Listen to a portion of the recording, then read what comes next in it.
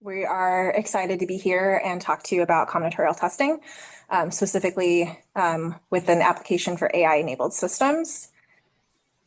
And so our plan for the introduction session is to tell you a little bit about ourselves. I'm going to ask the other in-person presenters to please come up and join me so they can introduce themselves as well. So Rick and Brian, come on and join me. We're going to talk about the workshop goals and agenda, and then we're going to quickly go around the room and just to get some background on you all so we know kind of who we're talking to. Okay, so is there any way, I guess this is fine. Make it bigger. Okay. So about myself, my name is Erin. I am a research assistant professor at Virginia Tech in the Virginia Tech National Security Institute. My background, my PhD is in computer science with an emphasis on combinatorial interaction testing and algorithms and metrics for designing combinatorial arrays. And then I've been with VT for about 6 years now, working in the test and evaluation space, primarily for DoD sponsors. And so taking these ideas of combinatorial testing from software testing and how do we apply them to AI-enabled systems. Brian, you want to tell them about yourself? Sure. I'm Brian. I'm a research data analyst with VT, and I've been working very closely with Erin on some of these projects for AI test and evaluation, particularly with the combinatorial testing space. So, yeah. Thanks. And I'm Rick Kuhn from NIST. I've been running the combinatorial testing program as co-PI for a little over 20 years now. Very focused on combinatorial testing, but also autonomous systems is a focus right now. Do you want to tell them about Raunak a little bit? Yeah, my colleague MS Raunak is delayed in traffic. What a surprise. But he will be here very soon, and he is an expert in testing of all types, and he will be introducing some of the testing ideas, and then we'll get down to focusing on combinatorial testing. Yes. And Jagan, online, can you unmute yourself? And Hi. Let's see if we can hear you. Can you hear me? We can't hear you. Are we able to hear, do our TA? I could hear him. Are we able to hear from online? Yeah.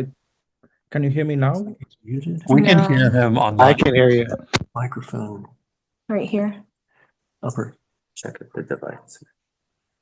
People can hear him. So he's unmuted. Yeah, he's Maybe it's our unmuted. device.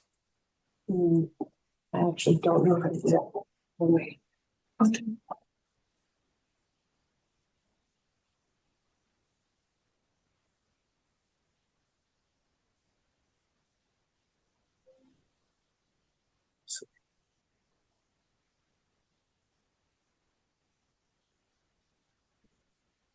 Sure.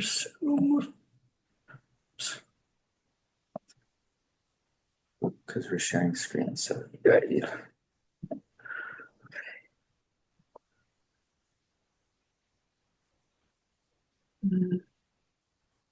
Does it need to come through his Yeah, computer? well, it's not coming through the room. And I think that might be an auditory like plug thing, but It might be on that other screen. That's the top. At the top. The task. You want to end the slideshow so that you can see the. yeah. Yeah.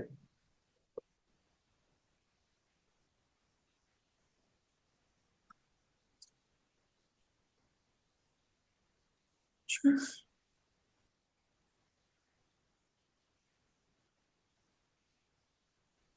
Jagan, can you try now? Yeah. Hi. Can you hear me now? We can. Yeah, okay. Nice. Hi, everyone. I'm Jagan. Good morning. Nice to meet you all. Yeah, a little bit background about myself. I'm Jagan. I work as a research assistant professor here at Virginia Tech. My background is in computer science, and my research focuses on how do we test AI systems. Thank you, Jagan. And if I want to go. Okay. So for our agenda, we're a little bit behind, but that's okay. So obviously we're going to go through the introductions, Our morning session is going to give a background on combinatorial testing and software. So what are the foundation fundamentals that you need to know? So overview of software testing, what are interaction faults in software systems, the basic designs that we think about for combinatorial testing, being specifically covering arrays and sequence covering arrays. What does it mean to think about input space coverage? And then we're gonna take a short break.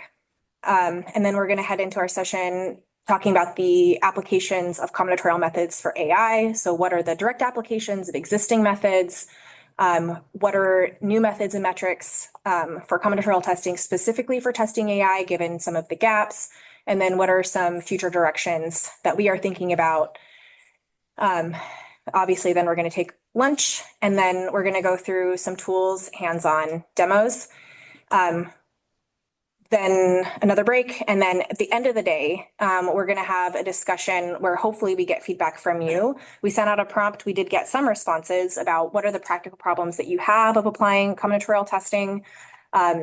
And I think we only got responses from one person, so we'll probably check around lunch to see if we have any other responses, but otherwise we have a good 45 minutes to engage in discussion. So I want to address the tool hands-on demo downloading before we get started. So we had just as a background, one of the tools, the Coverage of Data Explorer Codex, is an academic tool. We are actively developing it now. So in some ways, you guys are all testers of our tool, and we're testing the process of sharing the tool. And so we had a versioning issue and had to make an update after we sent out the request for you to download it. So we're going to ask you to re-download it to make sure that the configuration files that you're using today match the ones that we're using and don't throw any errors. So you should be able to get that by going back to the link. So we sent out in advance of DataWorks some information where you could get the materials, and there was a link to the NIST CT for AI enabled systems page. And on that page, actually, Brian, can you bring that up so we can just walk them through that? So, it's good.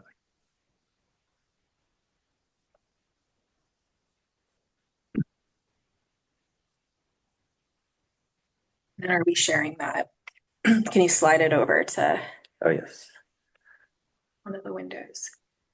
Okay, so this should be the page that you're able to find. Does anybody not have this link or unable to find it from your email? I'm not hearing anyone. Okay, so then if you go down to the Codex Coverage Measurement Tool and you click on that, you might notice that this has changed to GitHub.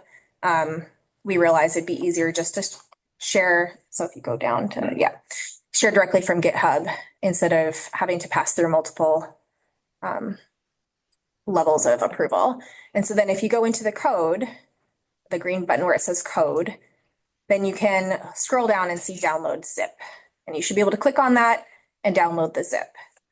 I'm letting you know about this right now because Brian will be available during the break in the morning, and he will also be available for the last 15 minutes of lunch to help you install it, or if you're having any issues. So that way, once we hit the tool demo portion, hopefully everybody is kind of ready to go and we can progress. Okay, so just to recap, please re-download Codex from the link. You're going to download it as a zip. And if you have any issues, find Brian during the break or the last 15 minutes of lunch. Awesome. Okay, let's get back to the slides.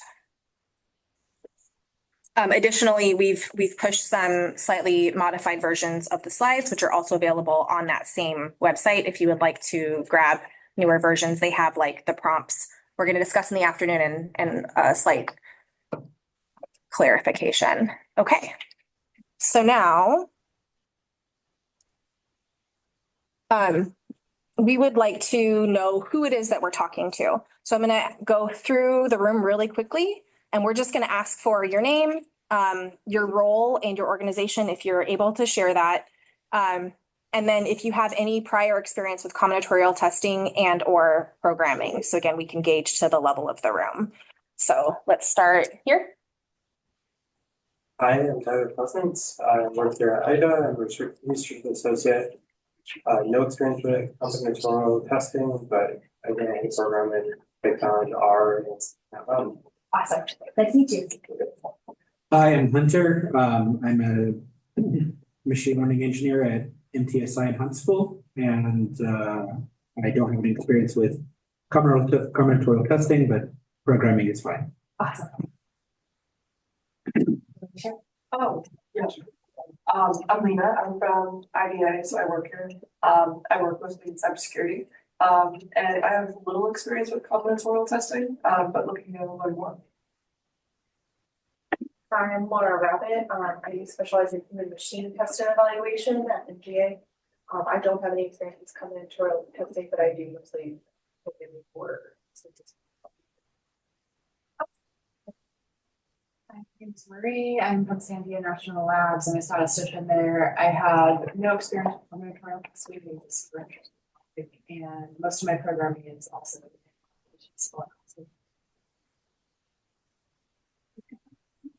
Jim Timer. I'm at Scientific Test Analysis Techniques Center of Excellence at Air Force Institute of Technology. I have a background in electrical engineering and statistics, and I do R programming. I have not done anything with combinatorial testing, little with software testing. I'm Michelle Dan. I work at IDA in this location.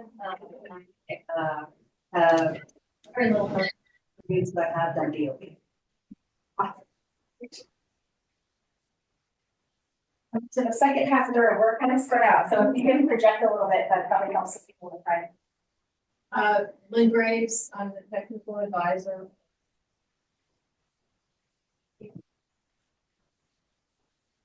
Inbar, economic DOT&E, and I watch this work.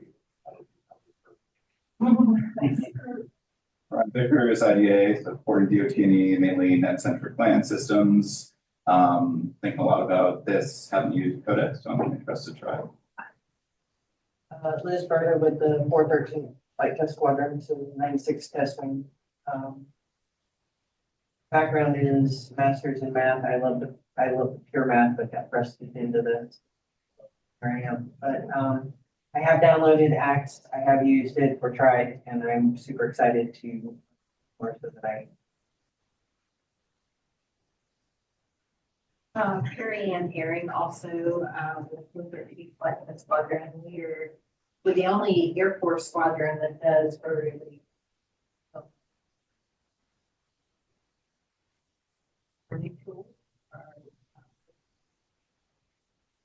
Not no experience with small background in mathematics, so and lately my programming.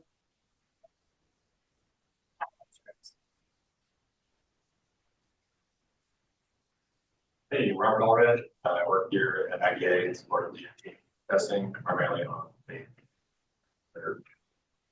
cyber. I'm not any combinatorial testing, but for R. I'm Nicole Hoffman. I'm also at IDA supporting DOT&E. No experience with combinatorial testing, though. Jordan, cyber project chief for my workers. Not really any experience with I think that programming experience, PhD in physics, so it's been a minute. Yeah, hey, Christopher Waters, IDA for DOT, my area is focused Army Air area R and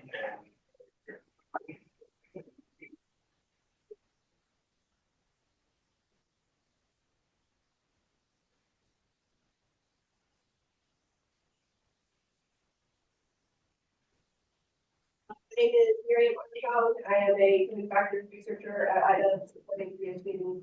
I recently think about how to test AI systems. I do not have direct experience with combinatorial testing. I have some programming experience. Everybody, Adam Taylor, computational analyst, national lab. This topic is totally different. Hi, my name is Anna Flowers. I'm a PhD.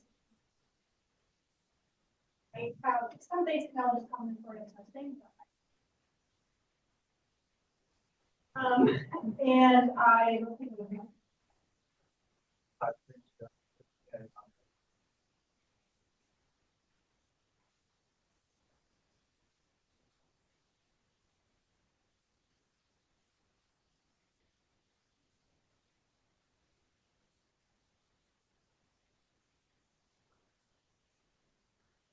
Science and no experience of the and well, programming experience in grad school. A decade ago, what I did math lab.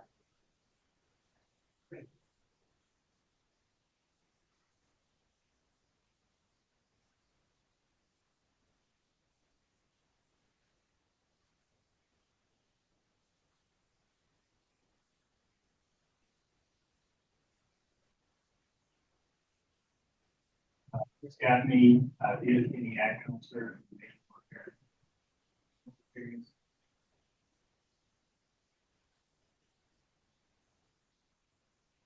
All right, thanks everyone for sharing. So just to summarize for everybody in the room, it seems like we have very limited experience with combinatorial testing, and so that's great. We have a lot of detailed information in the beginning that we will make sure we go through with detail. Okay, and then who do we have online? I think we have a couple online. I don't know how to do. Hey, I'll start. Jose Artero, DOTNE, Naval Warfare. Awesome. Does anyone else want to share?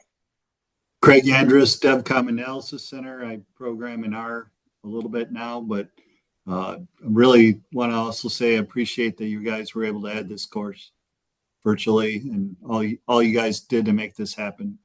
Thanks. Awesome. Thank you. Good morning. Ellen Price. Good morning. I'm David Bauer. I'm on the AI team at the Army Evaluation Center. Lots of programming experience and some experience with design of experiments. Thank you.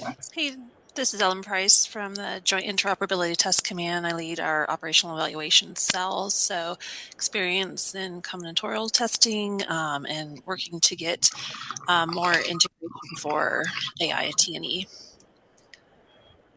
Awesome. All right. I think I'm realizing we have a lot of people online. So I'm gonna cut us off and I'm gonna jump us into our next session. Thank you everybody for sharing. Let's see. Okay, so we're gonna jump into the combinatorial testing in software, and Raunak is gonna take over. You're good with.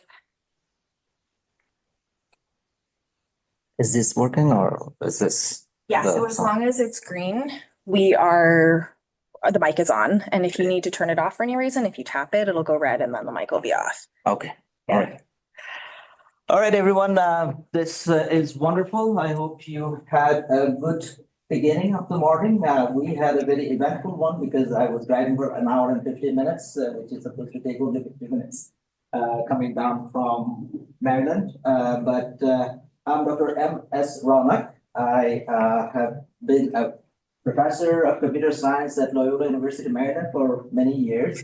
And 5 years ago, I had the conversion. I joined the Federal Research Institute, NIST, as the full-time computer scientist with Kuhn and other colleagues over there. While I was at Loyola, I used to teach software engineering. Software testing is one of my favorite courses to teach. So that's where hopefully I will start. There are a lot of brilliant minds here, a lot of experience, a lot of interest. I was just listening to the different people that were being introduced, and it is going to be hopefully interesting. So this is what I am trying to do at the beginning. I'll try to give a general idea about software testing. More or less each and every one of you have some ideas about what it is, why we do it, how we think about it, and I'll try to acquaint you with the basic concepts and the perspective about how you think about software testing and why we do it, how we go about doing it, the approaches. And the idea would be to actually get you to think about what is this whole idea of combinatorial testing. Many of you are familiar with design of experiments, and you will see that's where it sort of the source came from. But then the primary thing I would try to do is convince you why this approach might be useful, not only in regular software testing, but also these AI-enabled systems and how you can go about utilizing it in that area. But we'll do that later. First, the basic idea of software testing and why we're going to talk about combinatorial testing and this idea of thinking about the input space, input modeling, as we like to call it, and we will talk about other aspects of this as we move forward. Now, actually, have you seen the slides? Okay, so I always like to start by questioning the audience that why do we do software testing? That's to make it a little interesting. You don't want your software to fail. You don't like your software to fail. In other words, you want to show that your software is correct, right? Okay. Is that the general consensus? That's how I actually think about it.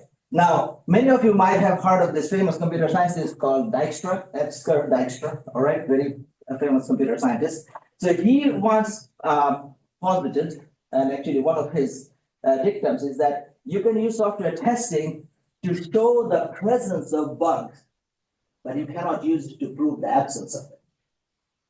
So you can use software testing to figure out, to find what the bugs are in the code, in the system, but you cannot really use it. And why is that? I'll let you to just think about it for a moment. Why is it that we cannot really use software testing to prove the absence of bugs? So the reason is, if you were to show that the software does not have any bug, it is not going to fail under any circumstances, under any input scenario, under any parameter combinations, or under any environmental scenarios, then you have to actually exhaustively go ahead and check for every possible value, for every possible value combinations, for every possible parameters, and for every possible environmental configurations, which is pretty much infeasible. Okay, so that's why what we do in software testing is not to actually prove that it is correct, but we try to discover any bug that it may have, any fault that it may have. And the objective of software testing is therefore to detect and discover all those defects, all those faults, all those failures that are led to by the presence of those faults. You know, if you have a fault or a bug, it can lead to a failure. So looking for those faults, looking for those bugs is that this is the goal of it. Now, the question that you're going to see is, well, how am I going to test it? I'm going to select some values with which to run the software.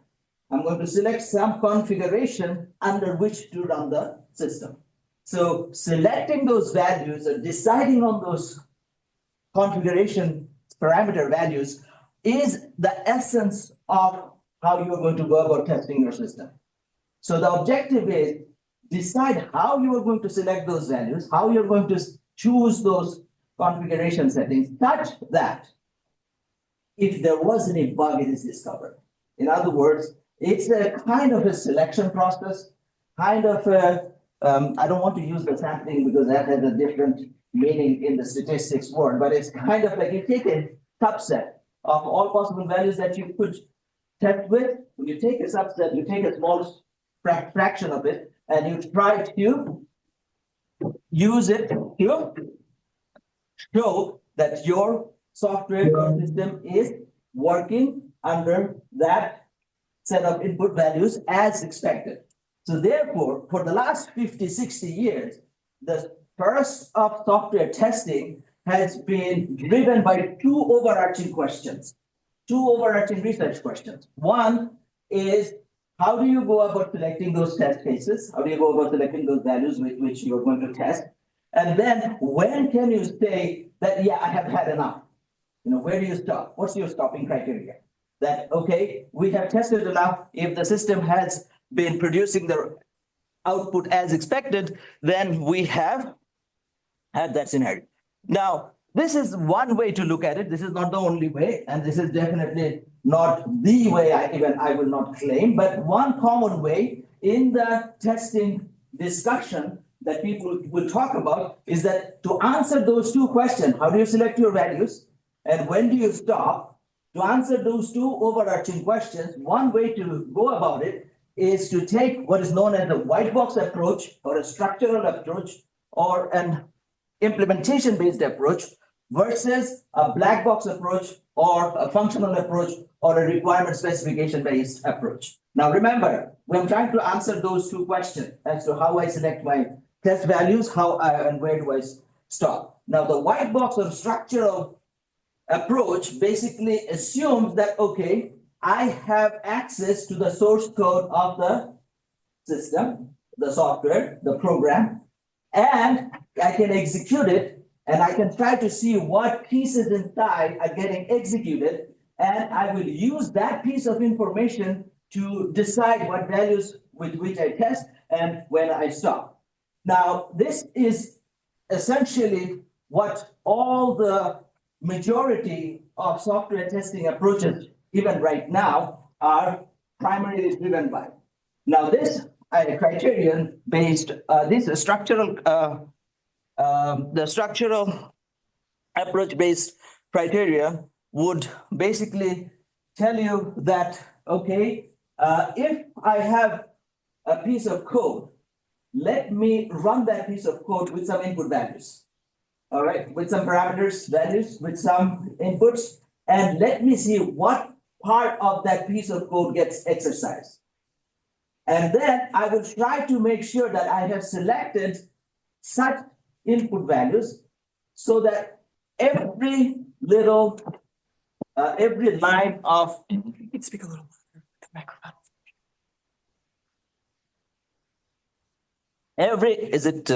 Yeah, the people in the audience were wondering about the audio. Okay. When you're moving around. Okay, I'll try to stay closer to the microphone. All right, so every line of your code gets executed. If you want to say that, okay, I'm going to select test values such that every line of the code gets executed. All right, and what is the motivation behind it? Well, if a line didn't get executed, I have selected a bunch of test values with which I'm testing my program, and I used those test values. All these lines got executed, maybe 1 or 2 or 3 lines did not get executed. If there was a bug in that line of code, chances are I am not going to discover it.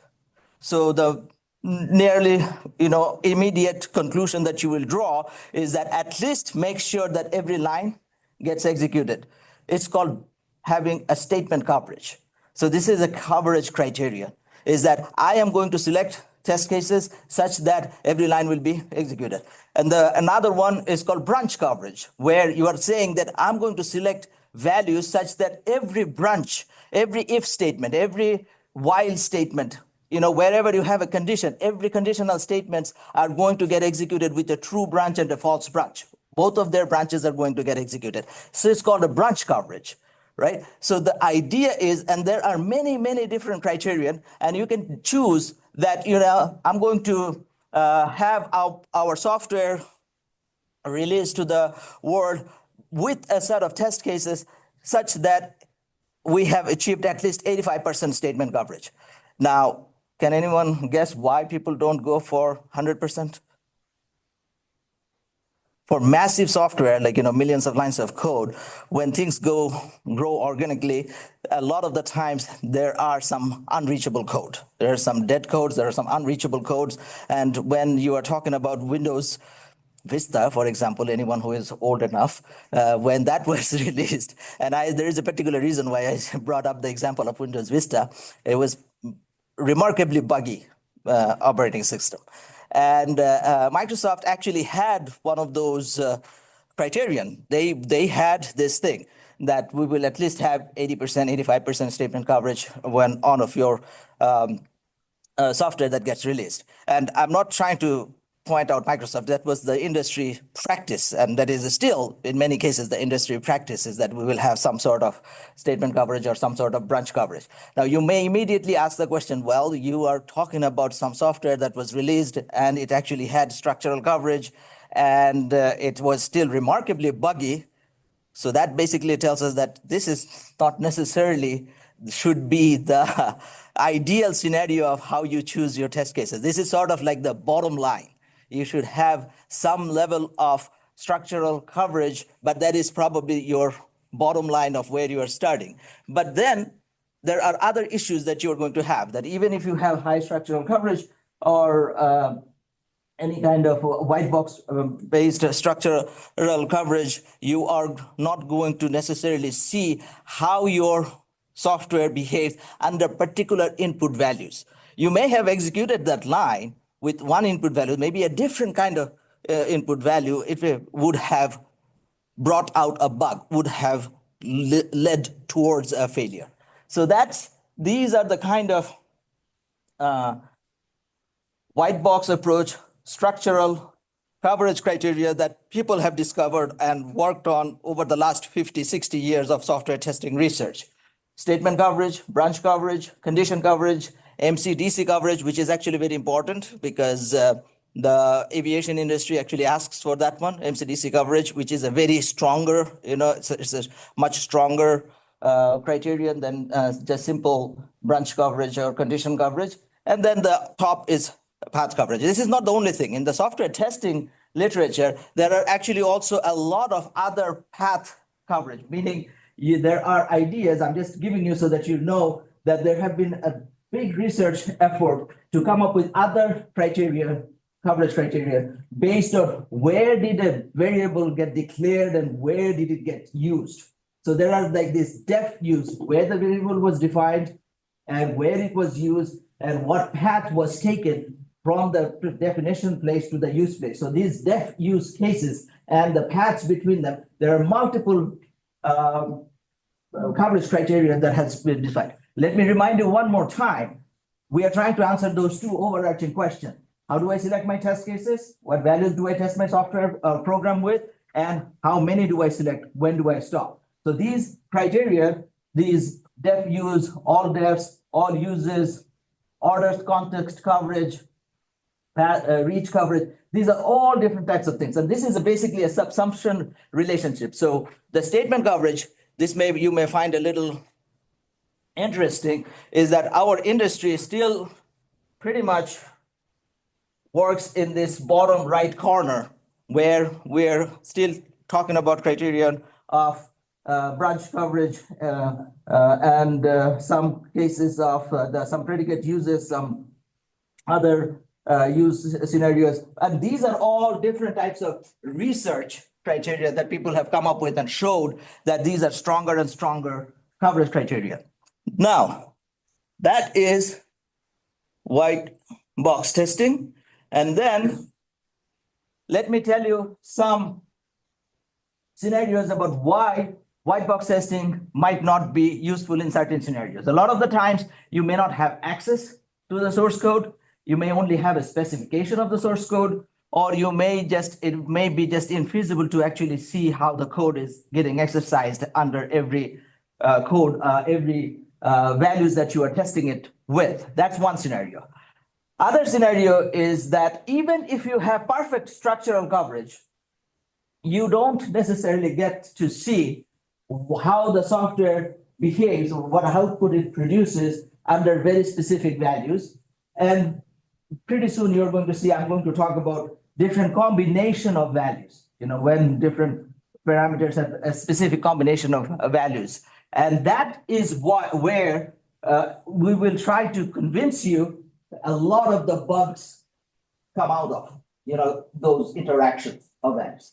So that's what the black box approach motivation comes from is that you either don't have access to the information, and if you are still looking at the structure or internals of the software or the program, you are not necessarily going to get the types of bugs that you are trying to discover, or all the different types of bugs that you are trying to discover. More importantly, the black box approach is basically saying, I don't care how you have implemented it.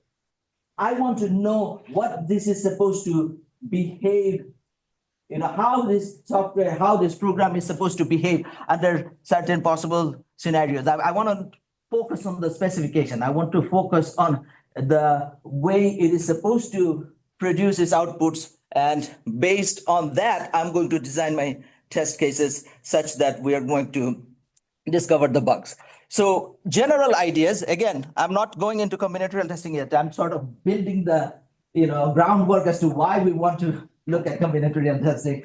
But in the black box or functional testing areas or specification-based areas, what you want to do is, since you don't have access to, or you have chosen to not look into the code and how it is being exercised, you look at the values with which you are testing. We call it the input space, the input values or the test cases. So you can call it the test case space or the test input space, or in short, input space. And what you are going to do is that these piece of code, so let's say a very simple program, you are given 3 sides of a triangle, 3 integer values, and your program just looks at the 3 integer values and it says whether it's a isosceles triangle or a scalene triangle or an equilateral triangle. And it's a very, very simple program, Programming 101, people are learning how to code, and you give the first year undergrad students to play with this. Now, then you ask them, okay, what are you going to test it with? So they choose some values. So they're going to say, oh, I'm going to choose values such that all 3 sides are the same, 5, 5, 5. I'm going to choose values such that 2 sides are the same and 1 is not.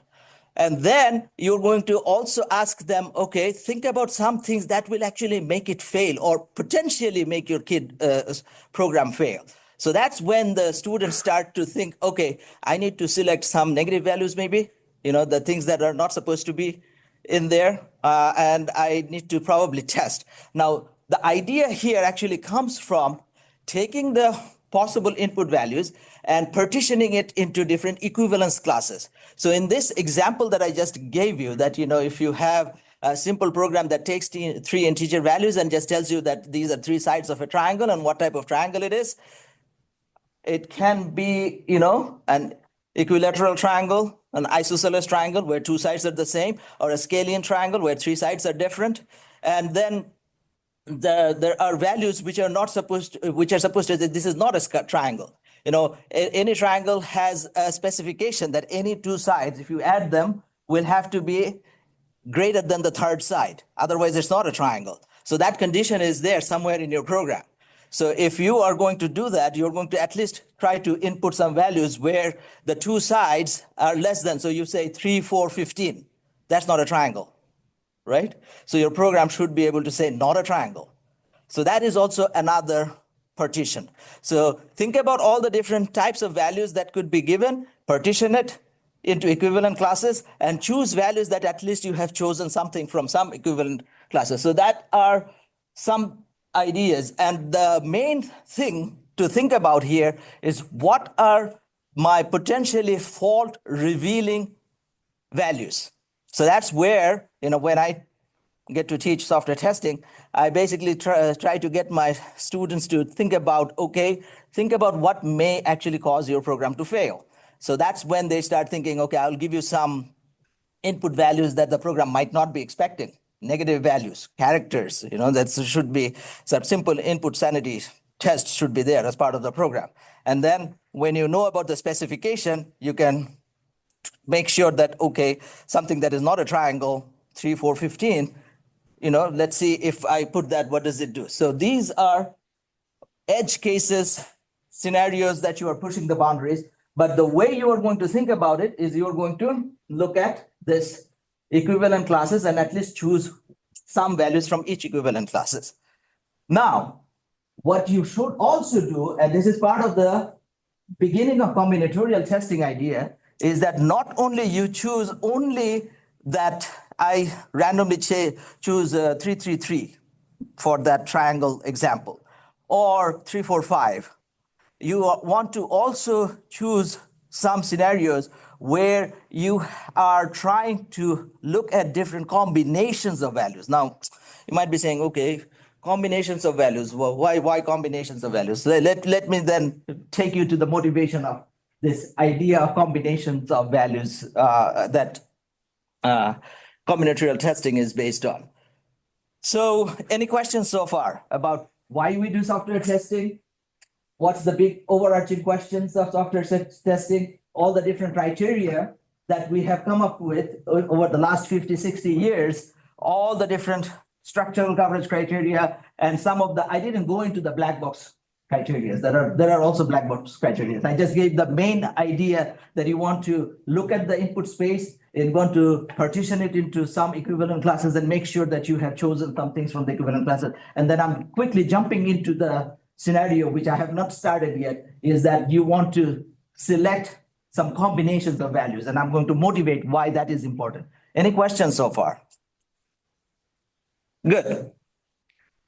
So let me go into this whole idea. So this is actually started with my esteemed colleague here, Rick Kuhn. He, some 25 years ago, started looking into like where do faults come from in our software or hardware or system failures that we see. So he started looking at some of these failures, and what he did is he actually looked at 15 years of FDA data about medical devices that failed and looked at those failure scenarios of those medical devices, asking the question, what was the reason for this failure? Was it a logic error? Was it a calculation error? Was the input not checked properly? Was it a invalid input? Or was it actually something that later, not at this time, later it was named interaction fault. And I will tell you what we mean by interaction faults. It's basically a combination of values.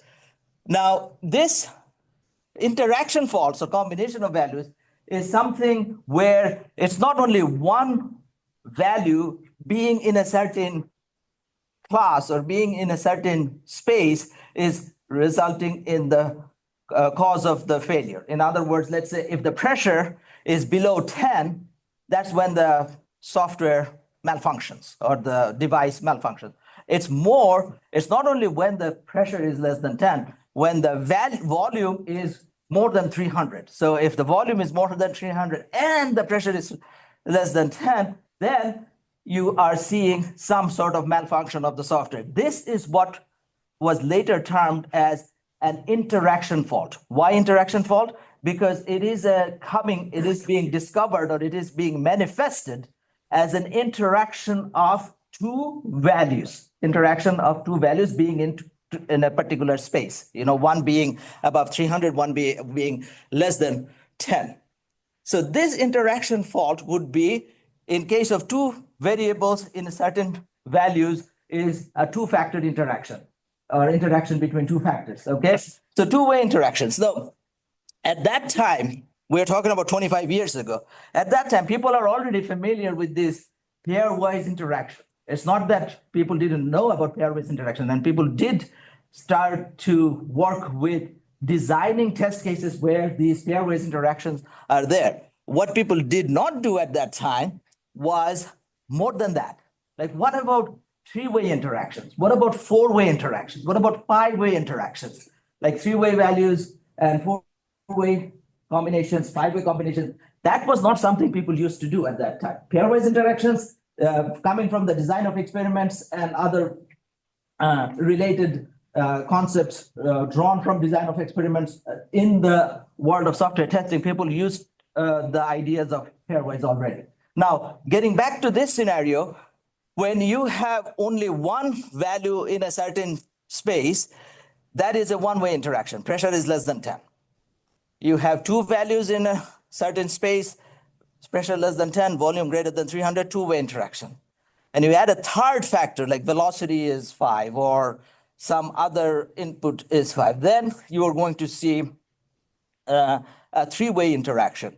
So what the study was done 25 years ago was look at all the failures that were discovered in 15 years of FDA recall data. So these are FDA programs and devices that were released, and there was some recall due to some malfunction, due to some failures, and the failures were identified and they were documented. So this was an analysis on that. And what was discovered is, as I have said, no one was looking at interactions more than two-way at that time.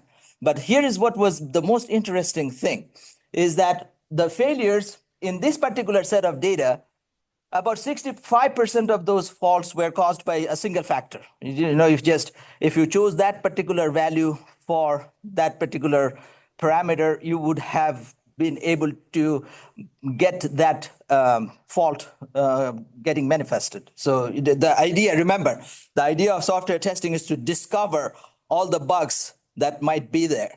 And you want to choose values that are going to allow you to discover those bugs that might be there. So in this case, one-way interactions, about 65% of them was there. And then more interestingly, as soon as you looked at all two-way interactions, you had, in this particular data set, 96% of faults were caused by that. And then pretty soon, if you wanted to look at the three-way, you would have discovered almost 98% or more. This is particularly that particular data. So then Kuhn and his colleagues started asking, okay, this is just this FDA data we analyzed. What about other software failures, other software faults that you have? So then they looked at another group of software, which was servers. So server code, open source server code, and all the bugs that were reported in those open source server codes, and they were analyzed them. And in this case, they discovered that 40% of the reported bugs were caused by a single factor, one value being in a certain range would have discovered that bug. And then there were pretty soon, if you look at the graph, 70% of the failures would have been discovered if you had the two-way interactions. And then three-way interactions would have allowed you to discover 90%. But pretty much six-way interactions, you would have discovered all the things. Now, this is very interesting, and I'm going to try to convince you why this is getting into a very interesting area. Yes? I assume this is just reported issues. These are reported issues. These are open source software reported bugs, and you are looking at retrospectively trying to see, you know, if what value interaction was the cause of that fault. Or you could ask this question a little differently. What value interactions would have discovered the bug? Wouldn't you also skew towards simpler interactions by looking at only what you have actually seen as issues in practice? That's a very good concern. So the concern is that the ones that were discovered are probably the ones that were simpler.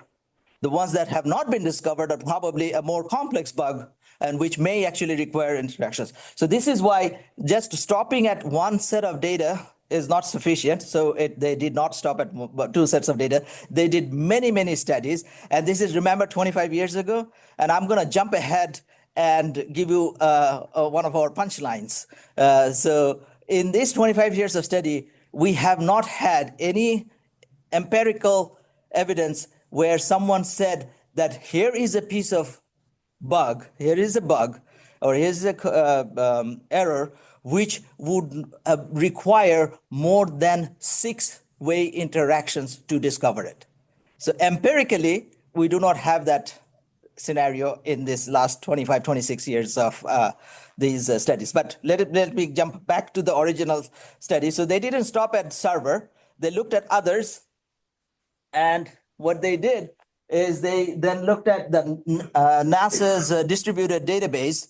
And this one was actually one of the codes which was being tested for the first time, as opposed to some of the other ones like the servers, the browsers, the ones that were openly being used. So the difference in this scenario is that you have a piece of code that is being tested for the first time. And when you have, and you will see what you just said is that if it is the ones are going to be discovered, you will see that actually here. Look at the blue.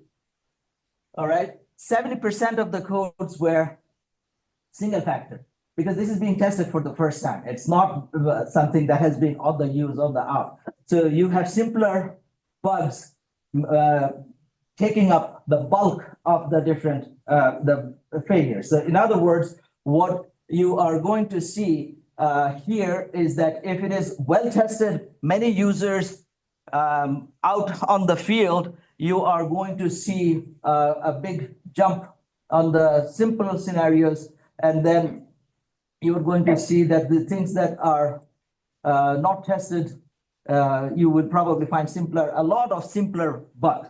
But I want you to notice another trend here, not this one. The other trend is very quickly, if you look at all these graphs, when you go to two-way interactions, three-way interactions, very quickly, your number of fraction of bugs that you're going to discover comes down. So this goes up very fast and then diminishes.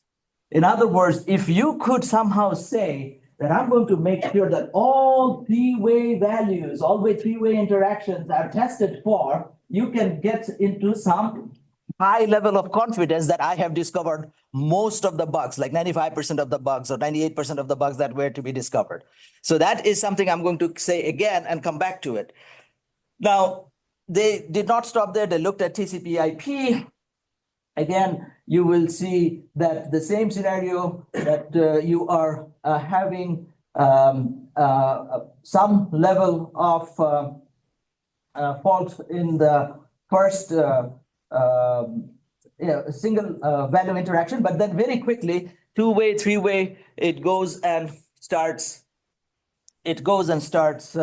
diminishing into the top corner. So they all have a very similar pattern. Now, two things we would like to draw your attention to here. One is that there is a wide variation for single values. So in some scenarios, you have very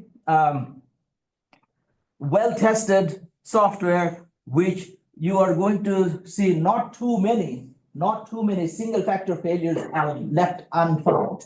So that's why you would see that there are some which you will find only a 10% of the errors that are being discovered are single value interactions. However, the way you go into the two-way, three-way, very soon it starts to move up and goes, and by the time you have reached about five-way or six-way interactions, you have pretty much discovered all the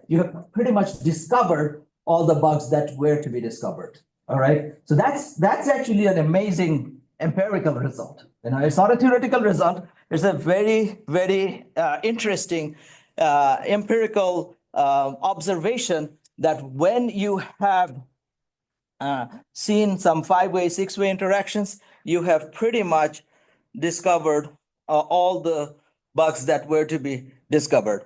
Another thing that I would like you to take away from here, this whole observation, is that there may be a lot of variability about single factor depending on whether this is a well-tested software, whether it has been used by many users, whether it has been out on the field for many years or not. But as you go into two-way, three-way, four-way interactions, the band narrows quite a bit. In other words, you're not going to see too many undiscovered bugs left by the time you have tested all two-way, three-way interactions of values. So this is what another way to think about it is that if you have more tests, more users, more time on the field, you're going to have harder to find bugs, as someone just pointed out, and you're going to also see less single factor. However, you're going to see this higher level two-way, three-way interaction very quickly going into a very small, narrow band. So what can we do with it? This is our punchline. What can we do with it? How does it help? Well, it helps if I could somehow choose all three-way interaction values, all four-way interaction combinations of input values, and test my program with all three-way combinations, all four-way combinations, then I can get some pretty high confidence that I have probably discovered all the bugs that were to be discovered. All right. So that is this whole idea that, okay, I cannot exhaustively test, because I'm going to actually give you some numbers to tell you that I cannot exhaustively test for most software, but I can probably pseudo-exhaustively test if I limit my testing with the concept of I'm going to test all three-way interactions. I will test all four-way interactions. Question? Does this apply both to white box and black box methodology? So in this scenario, we are not being driven by the white box information. So when we are given the white box information, we are looking at how the values are being, how the source code is being exercised. But when we are choosing this input values, we are solely going with the input space, all the different values. So think about, in case of the triangle example, the very simple program that I started the example with is that all the different integer values, we are going to take some buckets of it and then take combinations of those buckets and make sure that all three-way combinations have been used for the test. Yes. Now, that wouldn't be the case if you had hysteresis in your system, though. Like, you would have to have some amount of white box information Right. to choose your order properly. Right. So we're going to talk about sequence covering. Okay. So we're going to build to that place. We're going to talk about sequence covering. We're going to talk about ordered sequence covering. But right now we're talking about vanilla combination coverage. So basic vanilla combination coverage. But that is not to say, by the way, that you're not going to utilize the white box approach at all. But this does not require you to look into the white box approach. Another thing is there is actually a relationship. So think about the two-way interactions. We can actually show that it actually can surpass the branch coverage, So if you were to somehow tie theoretically what kind of coverage from the white box angle is going to be provided by this black box approach, by this input space approach, there is a relationship that you can establish. Yes. A couple questions online. Okay. So one of them was, I'm guessing not, but if you run two-factor interactions, so if we run a two-way covering array, do you catch the errors for a single factor automatically? Are they subsumed in those tests? That's an excellent question. So this is usually in the afternoon, we will show you how to actually build these arrays. I haven't gone into the other amazing aspect of this approach, which is how efficient this can be in terms of the number of tests that you need to run. And in that scenario, what we are going to also say is that there is actually a subsumption relationship, because if you have three-way interactions, you will have the two-way interactions already present in that. So that is something you will see as an example in the afternoon when we cover. But that's an excellent question. So reiterating what I was trying to build in terms of the motivation for doing combinatorial testing is that we know it is nearly impossible to do exhaustively test, but if we could restrict ourselves to say all three-way interactions, all four-way interactions, that is kind of pseudo-exhaustive, and that is possible. And let me tell you why that is possible, okay? Let me give you a wonderful example of why that is possible. And by the way, this is not a silver bullet. It's not going to tell you that you are going to absolutely discover all possible bugs just because you have done three-way interactions, but you will get a very high confidence about if there was a bug that were to be discovered with the three-way interactions, I would most likely have discovered it. One of the reasons that this is not going to be a silver bullet is that there are also scenarios where the values you have chosen that matters, the actual values with which you have tested that matters. And one of the classic examples and very, very simple example is that you asked your first year student, or let's say your high school students, you ask them to write a program, and the programmer made a mistake in calculating x squared, x times x, and did just x plus x2. So it's supposed to be x squared, but the programmer wrote x plus x, right? And you are testing it with 2 plus 2. You're testing it with a single value 2. You are expecting 4. You are expecting 4 as 2 squared, but the program is going to produce 4 as 2 plus 2. In other words, there may be bugs which your particular values, depending on what value you chose to test it, will not still reveal. So choosing that has another aspect of it. There's another question online that I think might be appropriate to ask now. The question, as stated, was, do you randomize the combinations of equivalent classes? My interpretation of the question is, how do you select specific inputs within an equivalence class? Excellent question. So there is a science part of it, which we are going over, and there is an art part of it. So what we call input space modeling. So we're going to hopefully go a little bit into input space modeling, but the main idea, yes, in general, when you are doing those equivalent classes, you want to randomize picking values from those input classes. You don't want to just go into one particular room. It's not only randomized, you want to actually go into some boundaries of those equivalent classes and choose values from those boundaries. Very quickly, I will tell you one nugget is that in 6-7 years ago, we ran this system, NVD, National Vulnerability Database at NIST and MITRE. And when they were developing it, at that time, the SQL server that was being sent the queries was failing on some very weird inputs.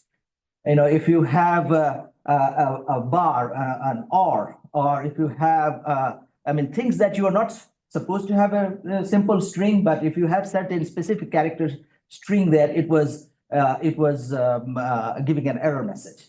And in that scenario, what we designed, we used combinatorial testing to design combinations of some peculiar, unexpected, invalid inputs with special characters, and then bombarded the SQL server with that, and we could identify. And this idea of three-way interactions is subsuming two-way and others, we actually use that analysis to narrow down what special characters was causing the failures. That was a post-analysis we had done. Coming back to this scenario, let me actually give you the hopefully those of you who are not familiar with combinatorial testing will have a solid appreciation of why this is amazing.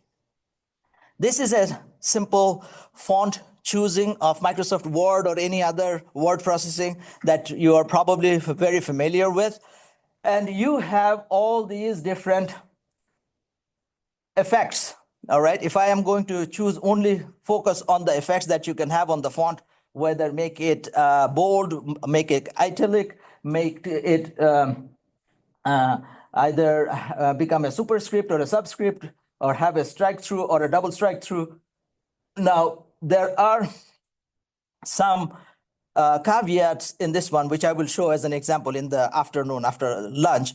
But for now, let's say there are 10 values or 10 parameters, Boolean parameters you can choose for your test. So in other words, you want to see that whether your font manipulation program piece is working properly or not. So how are you going to test it? You're going to choose a particular piece of text, and then you are going to either make it have one strike through or double strike through, or become superscript or subscript, or make it all have small caps. The point here is, if you were to do an exhaustive test these are 10 variables, each Boolean. It can be either on or off. 10 variables, Boolean. If you were to do all possible combinations, exhaustive, all possible combinations, you want to make sure that, all possible combinations of on and off are there, you're going to have 2 to the power 10 possible, tests. So you want to basically say, okay, I'm going to get 1,024 tests, okay? And again, there are some caveats which I will cover later, but in the vanilla scenario, in the basic scenario, you are going to basically say, okay, if I were to test all possible combinations, I would need 1,024, all right?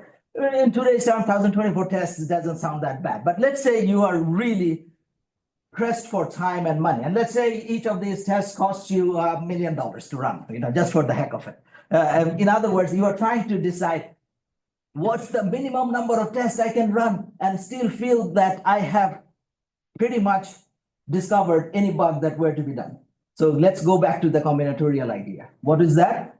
That, okay, what if instead of all possible combinations of these, I only choose for any 3 possible combinations, all right? 3 interactions of 3. And these 3-way interactions, you can basically say, all right, 3-way interactions. Now, as a little bit of math, simple. How many different ways can you choose 3 items from 10 items? 10 choose 3. 10 choose 3 is 120. So out of those 10 variables, each of them, binary variable, there are 120 different ways you can choose these different 3. All right.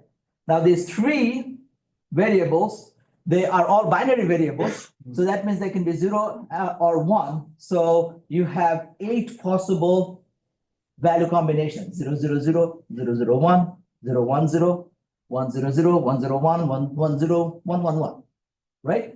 8 possible value combinations. Now, if I were to say in 2 separate steps that I'm going to select 3 combinations, 3 values, I'm going to, let's say, choose all caps, strike through, and superscript, these 3, all right? And then I'm going to see what happens when I have all caps, strike through, and no superscript, all caps, no strike through and superscript, no all caps, strike through, and subscript, not subscript, and superscript. I mean, meaning when you have 1, you are saying that I have it switched on. When you have 0, you are saying that I don't have it switched on.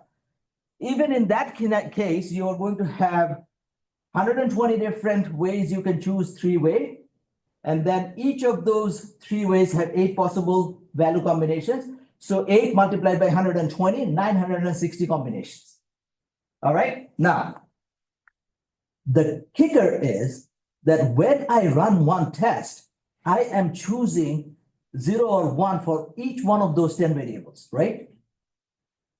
And if I am choosing 0 and 1 for each one of those 10 combinations, by running one test, I'm actually capable of running multiple 3-way interactions. There's one, so think about this array. So I'm introducing you to this idea of covering array. Think about this test input space. In this test input space, each row is one test. So each row, if it is 0, it is saying that I'm going to have it switched off. If it is 1, I'm going to have it switched on. Now, if you are to look at it and you're going to say that, okay, I am choosing 10 values for 10 variables, and there are multiple 3-way interactions in that one test case, right? So what if I am going to just say, I want to have 3-way interaction, all of them 0, 0, 0, 0, 0, 1, 0, 1, 0, 0, 1, 1, 1, 0, 0, and so on for the first 3 variable values, okay? And then I'm going to have all of the values, let's say just for the sake of naming them, let's say we are naming the variables A, B, C, D, E, F, G. So now D, E, and G are going to have all values.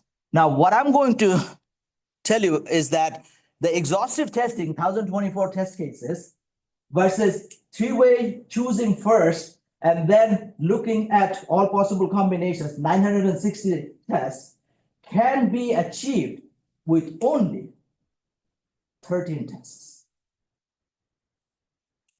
You have covered all three-way interactions, only 13 tests. Actually, the algorithms have grown even better. When I run the algorithm, I'll actually run this for you in the afternoon. You will see that we may even get it in 12 tests. Now, why am I being able to do that?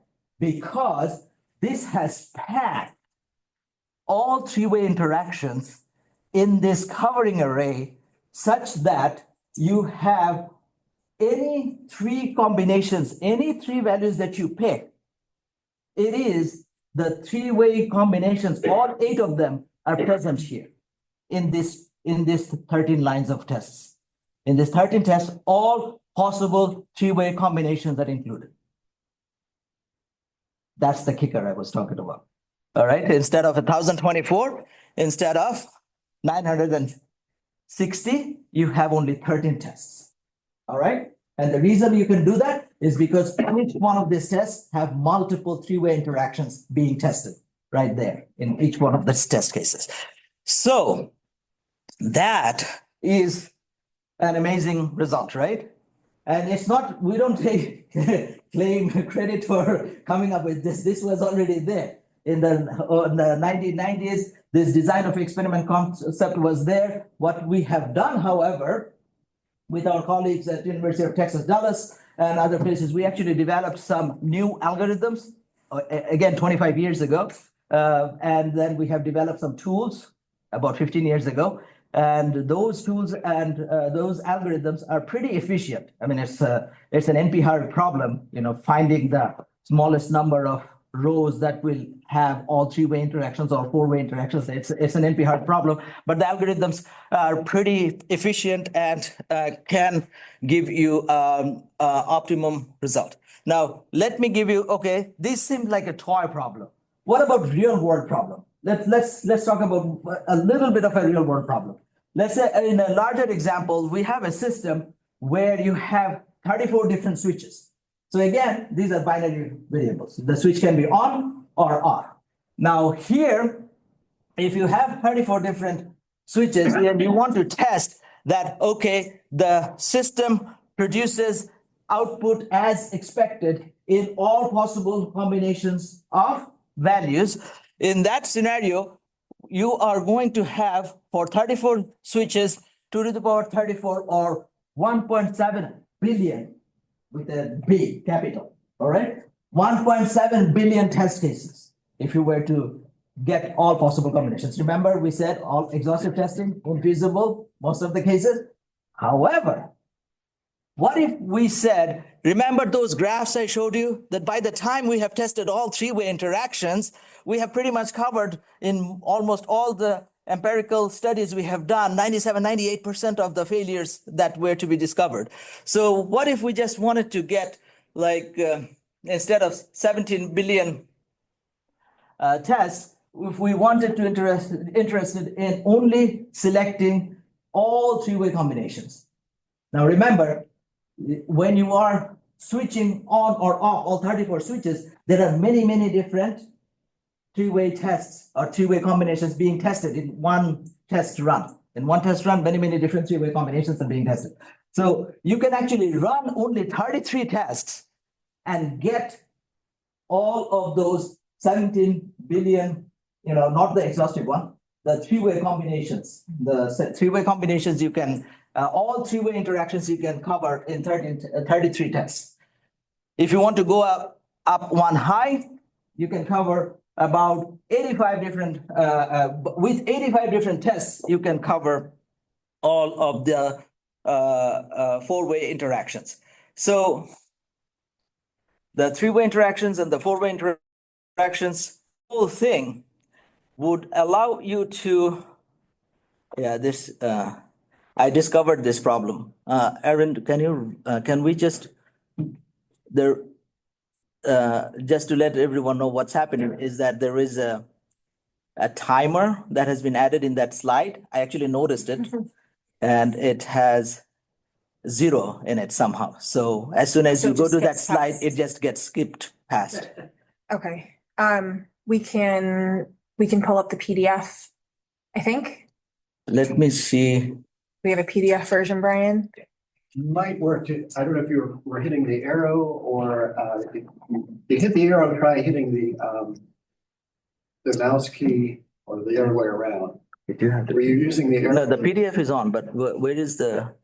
Well, we're in the PowerPoint. I've seen it. You like to use the No, go to the PowerPoint. Let's just try that, just so that it's just skipping that. I did notice it Were you yesterday. using the arrow key or the? Yeah, I was using the arrow key. Try using the mouse pad. I've seen that happen before. Yeah. Yeah, so. There you go. Okay, I will try to go backspace and try to see if we can. Do you want to actually cover this part? Go ahead. You're doing great.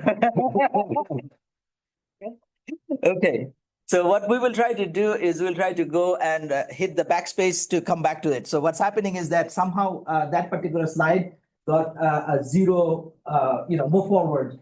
Another bug. I mean, this is not a programming bug. It's a bug. We should have run a combinatorial test on this one. Anyway, so what we have seen is that this testing, just to remind everyone that by the time we go into this 3-way and 4-way, we showed that for those 34 switches, you have 85 tests that would allow you to cover pretty much all the empirical studies that we have done. Almost 90% of the bugs were discovered by the time we have seen 4-way interactions. So by 4-way interactions, we can be confident that even if it is a pretty complex software, a piece of code that may have very difficult to find bugs, I can still feel confident I have probably discovered 90% of the bugs, and if I'm lucky, if it is one of those software that doesn't have that much, we are going to probably have 95 to 98%, bugs having been discovered with only 85 tests as opposed to 17 billion. All right. So I'm going to go and use the backspace to come back. All right. So this is just to give you a theoretical aspect of it. The way this curve grows is v to the power t log n. It grows logarithmically. You can see from the shape of the curve, the way the number of test cases grow is logarithmic to the n, where logarithmic to the number of variables. So log n, and then v is your the values, and t is whether you are doing 2-way interactions or 3-way interactions. So t stands for whether it's a 2-way interactions, 3-way interactions, 4-way interactions. V is the different values. In this case, the examples that I have shown you, the v were 2 because we were binary. All right. So if we were doing 3-way interactions, it's 2 to the power 3, and then log n, the number of variables. So 2 to the power 3 log 34. If we were talking about 34 binary variables, so that's how as you grow the t. So from 2 to the power 3, you are going to go to 2 to the power 4 for 4-way interactions. So as the number of variables grow, the number of tests are growing very, very slowly. So number of tests do not grow just because you have a lot of variables. However, from looking at this formula, the number of tests will grow exponentially if you increase the interaction strength. In other words, from 2-way interactions to 3-way interactions to 4-way interactions, and so on. So that's the graph, and this whole thing actually has a connection with the reliability model a little bit. If you look at it, you can sort of map it with how reliable the software is, right? You can probably say that if we have covered the testing with all 3-way interactions or 4-way interactions, we can be 95%, 98% confident that this software is going to be reliable with that level of confidence. But the thing that I have said at the beginning, we have not found any bug or we have not discovered any known failure which was caused by more than six-way interaction. So if you have the budget and the time and the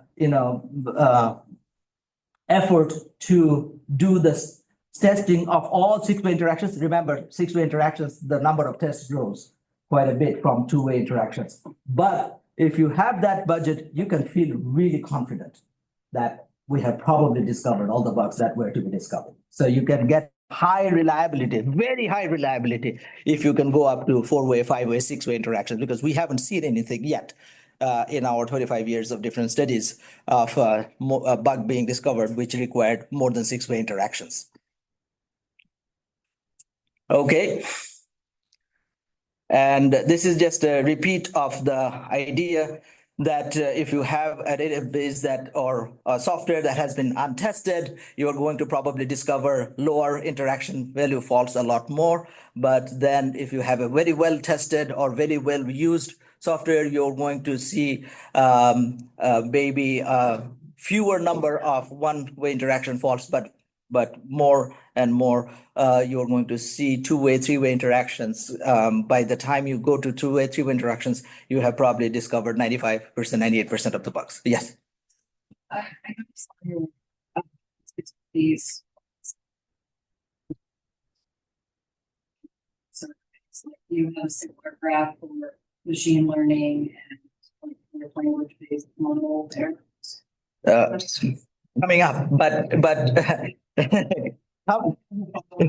yeah, I'm going to address your question. So the question is that all the studies, and remember, this started 25 years ago, all the studies have been on regular software, server software, database, all these traditional software. Has there been any study on machine learning models or any of those? We have not, we don't have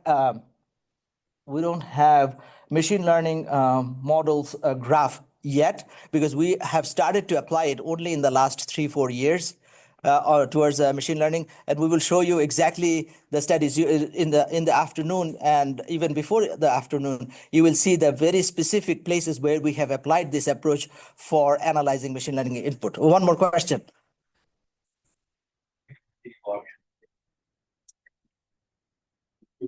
Many data points or question. Actually, I'll let him answer this one, because this is something we are also very proud of. Rick. Sure. Okay, so the question is, does that expression that we put together, or does it fit the empirical data? And the answer, the short answer is yes, and it fits very nicely. Just good timing, because this is leading right into that. So the question is, why does this distribution occur? That was one of the things we thought about. So one obvious sort of answer is that the simpler faults are easier to find. The single value faults are easier to find, and so they're discovered quickly. The harder, the more complex faults, if you've used the product for a few months, you might not find those really obscure 4, 5, 6-way combinations that might only show up once every 3 years or so. So one assumption is that the simpler faults are easier to find. So if we start with the assumption that the T-way faults, in other words, 2-way, 3-way, occur in proportion to the combinations that you see in branch conditions within code, this seems like a reasonable assumption, right? Because if there's a branch condition that says, if this is true and this is true and this other thing is true, then that's a 3-way combination. You won't get to that branch until you hit that particular 3-way combination. So that's a basic assumption. And then the other is that we'll remove those faults in proportion to the rate at which those combinations occur in the testing or in usage, right? So that again seems very natural. If we run a lot of tests, then we're going to cover the 3-way combinations and 4-way combinations and so on. So with those two assumptions, then we can produce a reliability model that is really interesting. It turns out to be equivalent to the standard exponential reliability model. There's the classic Goel-Okamoto model. And this model that we've put together right here, just going with these assumptions, turns out to be equivalent to that standard reliability model that goes back a few decades, except that we start with what I would argue are simpler assumptions. They start off with the assumption that the fault discovery is a Poisson process. We're not starting with that assumption. We're starting with these two assumptions, which do lead to a Poisson process, obviously. And just to show what it looks like when we graph it, the red line is the distribution of T-way combinations in branching conditions in a sample of code. It's not every possible domain, but it's a few domains. We looked at many, many thousands of lines of code, hundreds of thousands of lines of code. So that's the distribution of branching conditions. So this says that a little over 75% roughly are a single branching conditions. If X is greater than 10, then do something. When you get up to 95% approximately, those are two-way combinations. If X is greater than 10 and Y is less than 0, then do something else, and so on. So that's the distribution of conditions within the source code. And then if we assume that the faults are taken out with the rate, with the assumptions we put up in the previous slide, the faults are taken out at the rate at which the combinations occur as number of tests increase, then we get something that looks like this. And as you can see, it reproduces the empirical data pretty nicely. Not exactly, obviously, because there's a lot of random variability, but it's a very nice match. So this gives us some confidence that our assumptions are valid. And now the implications for testing. So this is just as a summary.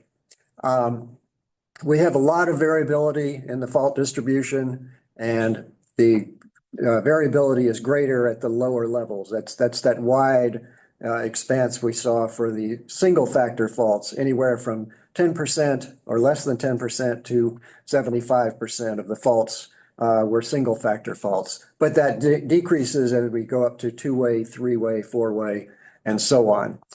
And this, again, we have nice consistency with the reliability growth models. So this leads us to the same results as we have starting from the more complex assumption.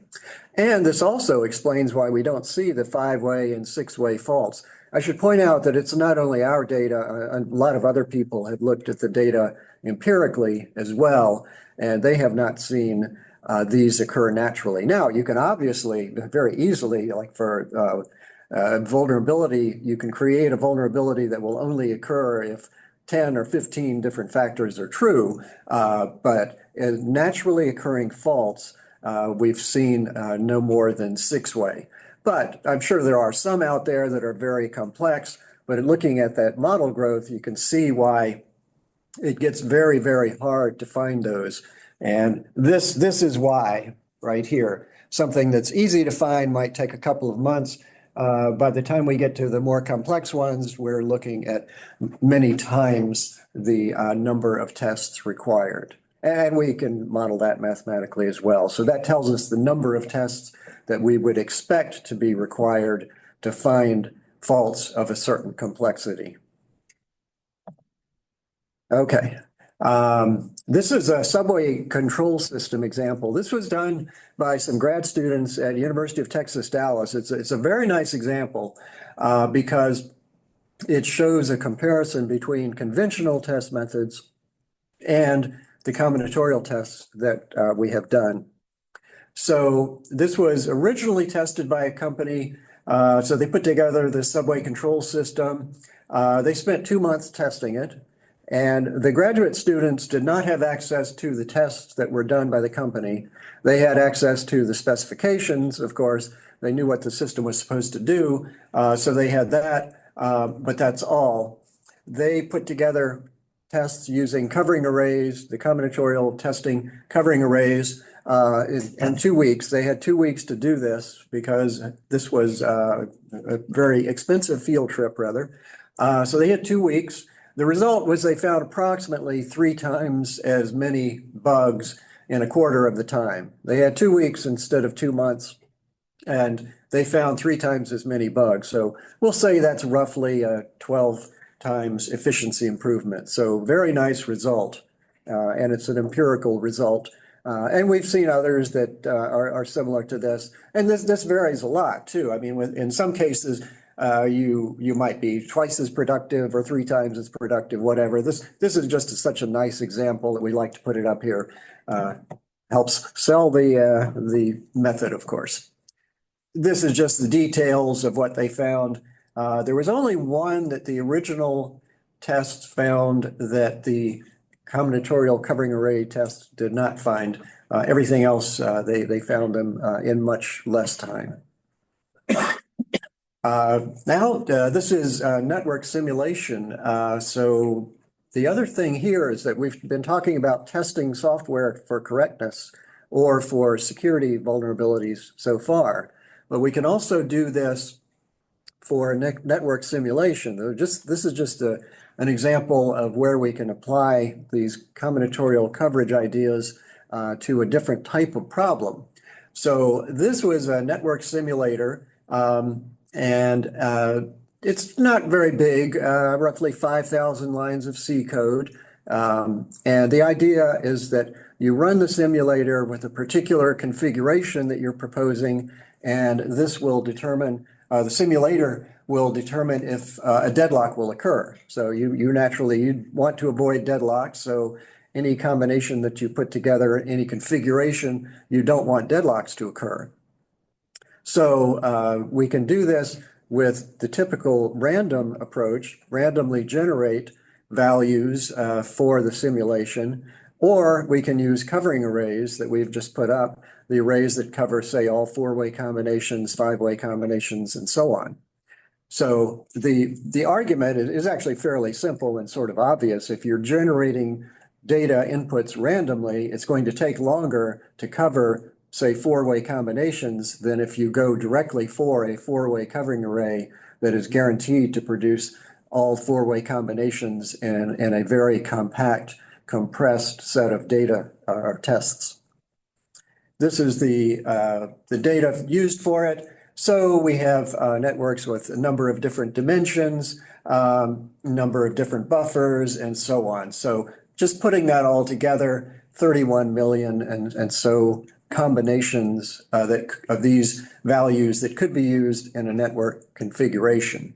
So what we want to do is find those, out of those 31 million configurations, which ones might produce a deadlock.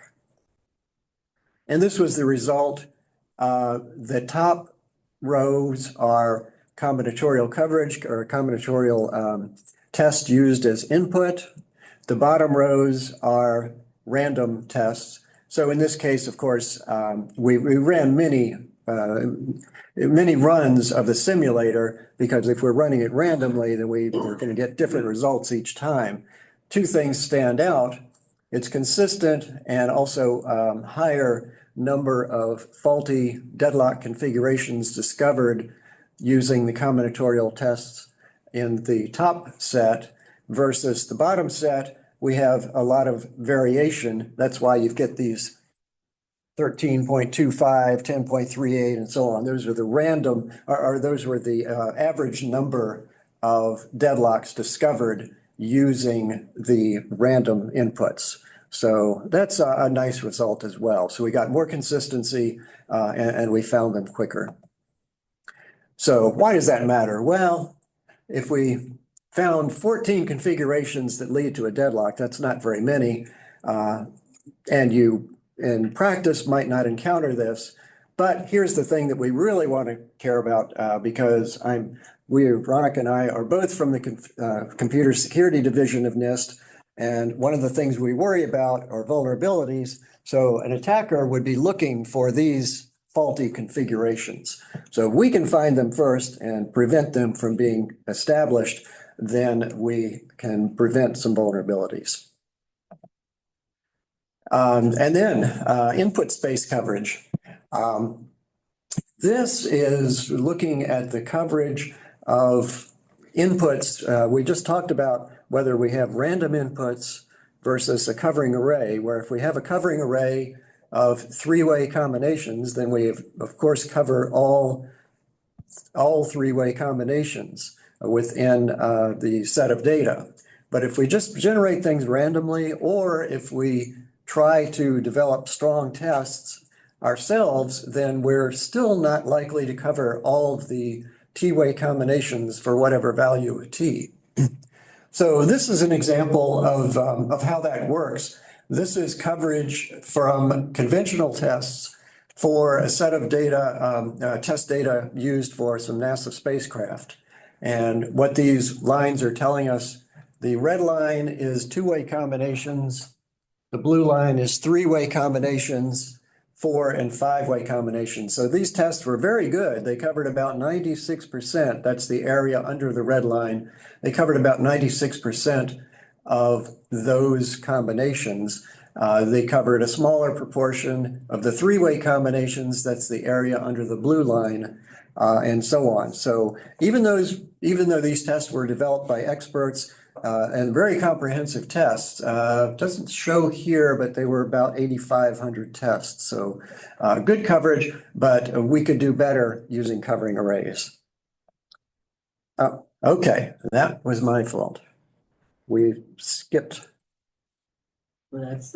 Okay, this is the, yes, all right, this is the intro. Use the backspace. Yes, yes. Oh boy. Okay, I think I went too far.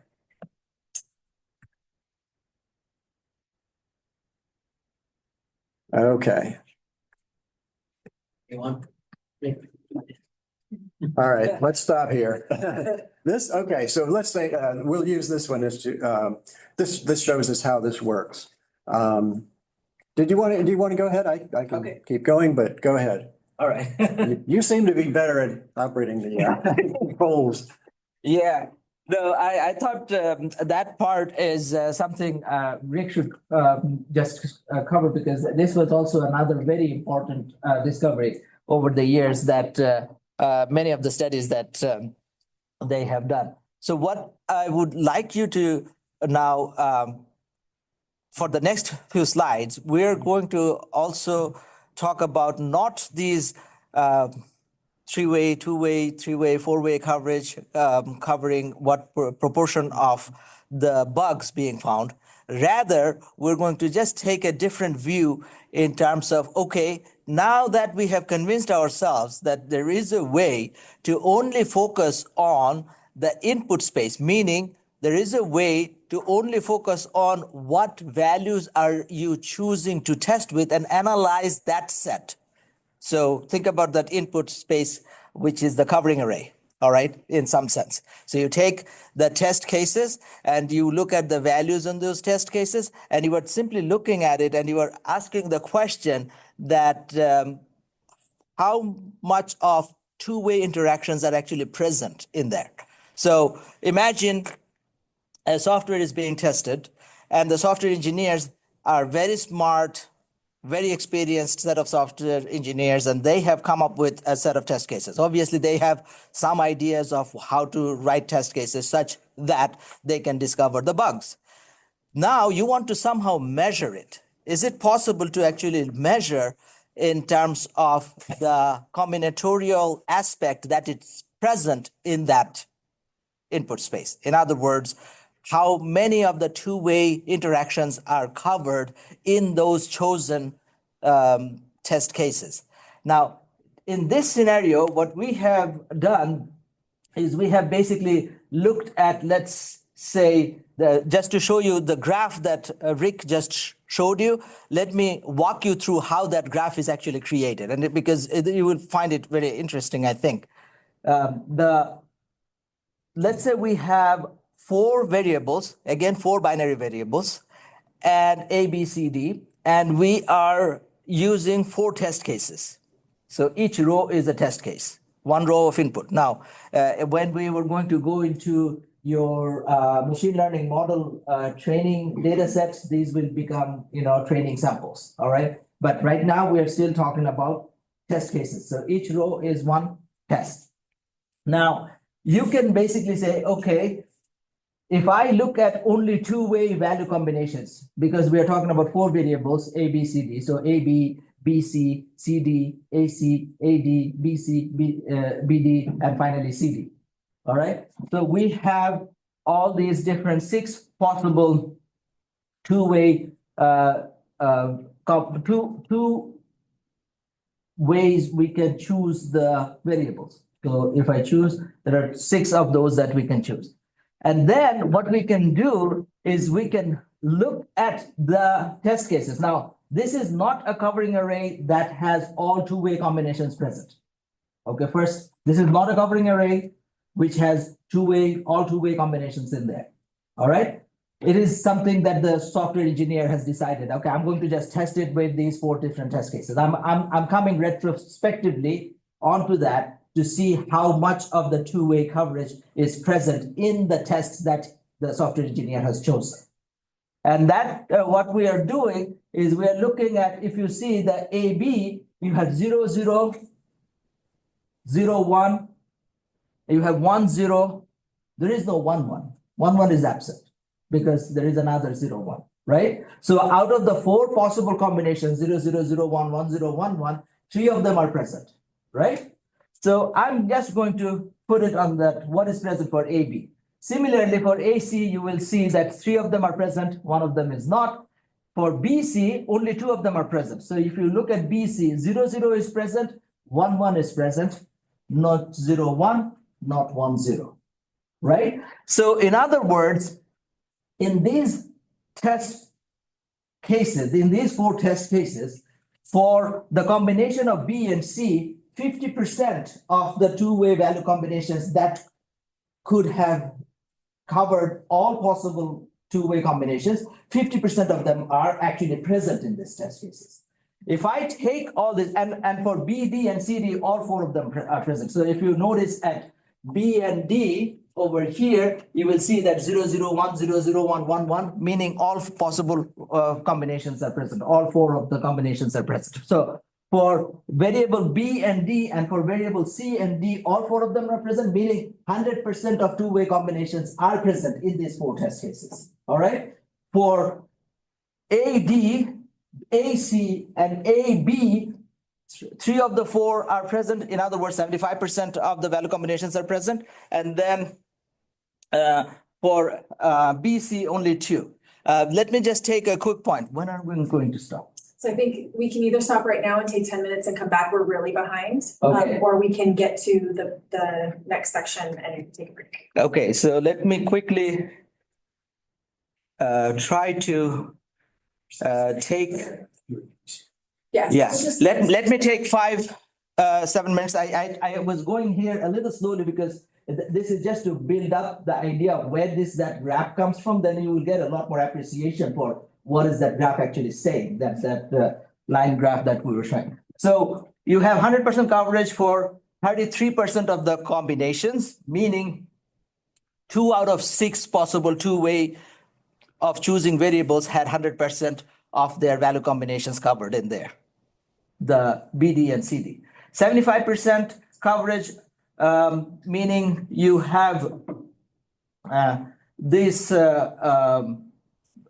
one out of the 6 possible two-way of choosing variables, meaning BC only has 50% coverage. So 1 out of 6 is roughly 16%. All right, and 16% of the values had. So what we could do is we could take the same table and basically fashion it in the way where we show that for which 2 variables we have 100%, and then for which variables we have 75%, for which variables we have 50% coverage, which variables we have 25% coverage, and we sort of tilt the table in that way and rotate the table in that fashion, and then show that graph which produces this scenario where, given a set of test cases, you can ask, okay, in this test cases, two-way combinations are covered under the area if you look at the area under the graph. In other words, what you are saying is that if you look at here, M2 is basically you're saying that all combinations, AB, AC, BC, AD, any of them, every one of them has at least 50% coverage, two-way coverage. So no matter which two variables you chose, all of them had at least 50% coverage. And if you look at the whole thing and then calculated the area under the graph, in this particular example, you will see that around 79% of all two-way value combinations are covered. Now, why am I taking a little longer time to explain this? Because when we go into analyzing input space of machine learning models training, we will use this same concept when we are going to do that. So what you'll see is you have 100% coverage for 33% of the combination. So that's where if you look at the x-axis, so around 33%, you will see this first line, which has 100% of the coverage. So this is essentially how to think about it. Now, why does this matter?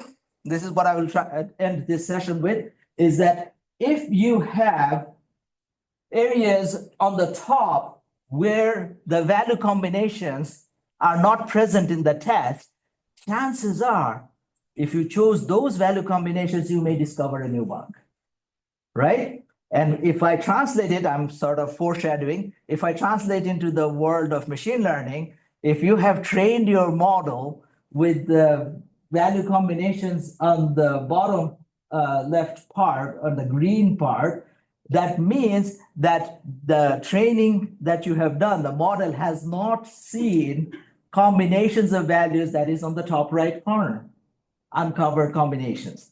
So in other words, if you were to really test how your machine learning model would behave under that value combinations, that's the area that you go and focus on. So that is the untested combinations, and this is the tested combinations, and that is what we have seen in terms of the use of just analyzing. So right now, what I have done, what we have tried to do is motivate you that this is why you should think about combinatorial testing. Where does the power come from? I've given you a lot of empirical evidence that you can get really high confidence in having discovered almost all the bugs just by using a very few test cases, because you have covered all three-way combinations, four-way combinations, up to six-way combinations, and naturally occurring bugs we haven't seen above six-way combinations.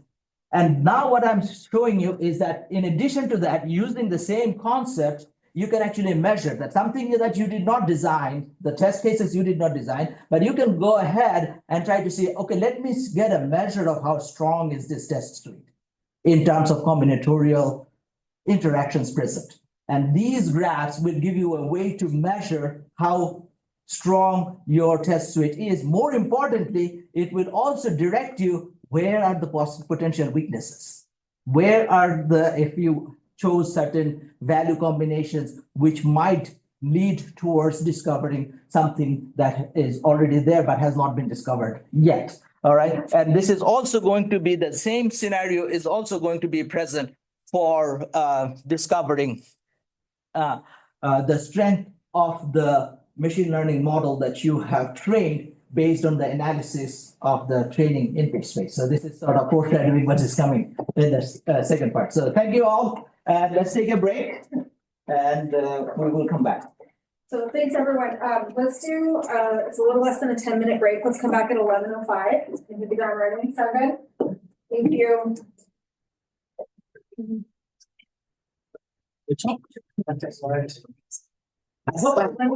Oh, you're very motivating.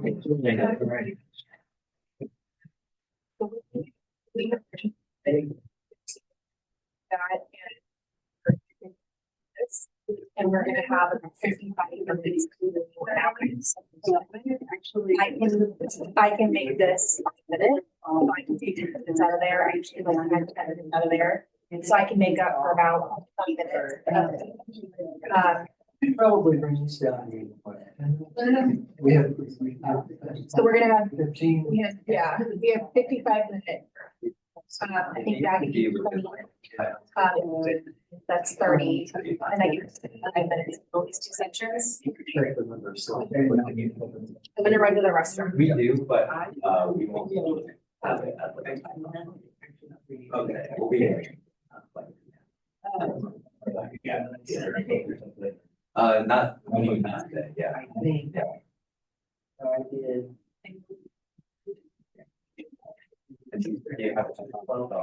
Yeah. Okay. There we go. Yes.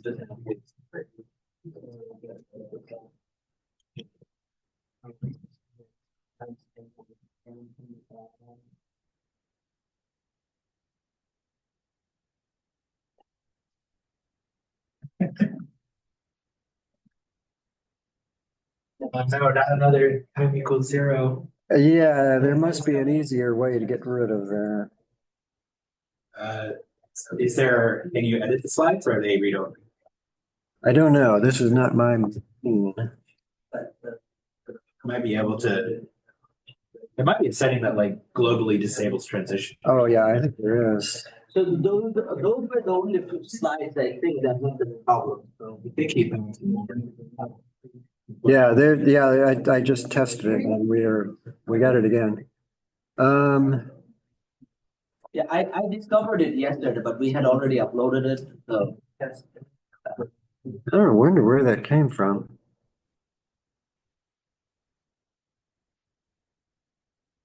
We covered it last night, that's what I was doing.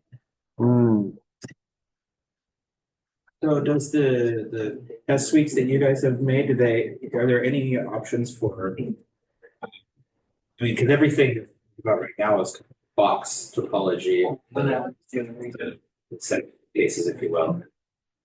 Is there anything like, has there been any use found in perhaps different kinds of topologies that you need to consider? So for instance, like I guess one way I can see it is like if you have maybe most tests are on the Yeah, topology, I will actually get you to first think about you may have discovered or what you may have noticed is that we are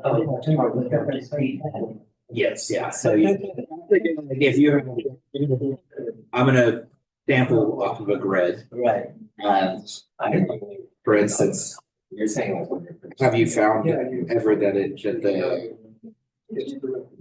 let's say I'm considering 5 values per parameter. Have you found occurrence of more likely of the boundary?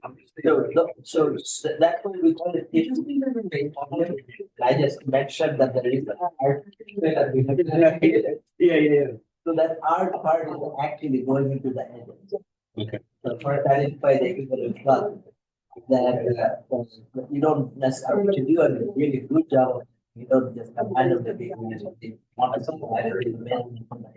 just see a combination from that. That's why I don't think it came across. That's why when I was talking about these examples of what invalid inputs mean, like a tilde apostrophe in the query field would actually break the grid. You don't want to mess this up. I never had. If there's a way to turn off the some regular timings, solution characters with usually it will come up or with help.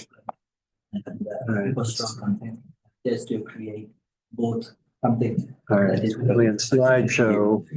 In the Let's turn that off and see if that solves it. that combination is nothing. Slideshow. Okay, yeah, I'm kind of expect that, you know, there, it depends on what you're looking. There are certain priors that are really useful. Discovering.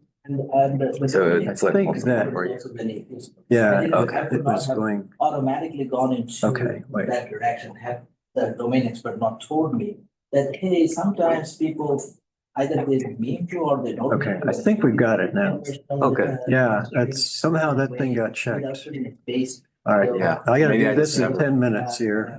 Great, yeah, I've probably just never presented on this machine. So. Yeah, it's, yeah, it might have been something that was there before, although I think Raunak, And then. it's probably embedded in the PowerPoint. Without a Oh, space. could I be. don't know. Yeah. And then. Let me check on the number of slides here, because Erin would like me to do this in 10 minutes. Yeah, I'll leave you to that. Okay. How can I know that we have discovered all possible corner cases like these? Yeah. And then I designed the input test based the combinations of these different possibilities.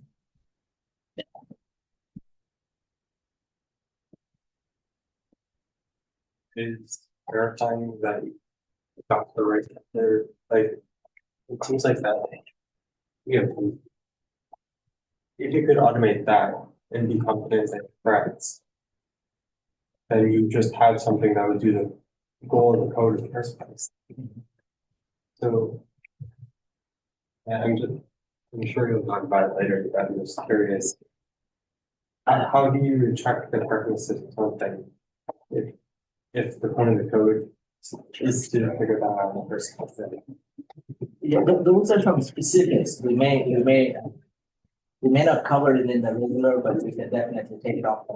There are some specific things, but our hope is to sort of give the broad overview of what is it, why should you care about it? Yeah. And how can you use it? We fixed the crazy slide. Okay. It was just informed that lunch is 12 to 1:30. Well, doing right. But we are planning on 12 to 1. So if we lose 30 minutes in the afternoon, can we, I don't know how much we can shorten the codex material. But I wondered if I. There's a lot of work into it and it's very specific to AI. Can we shorten the Yeah. ATS? We could definitely shorten the ACTS, I think, because I'll talk to Ron, he's gonna present that. Just what time do you want? If we're losing 30 minutes, we can also work 45-minute end of day.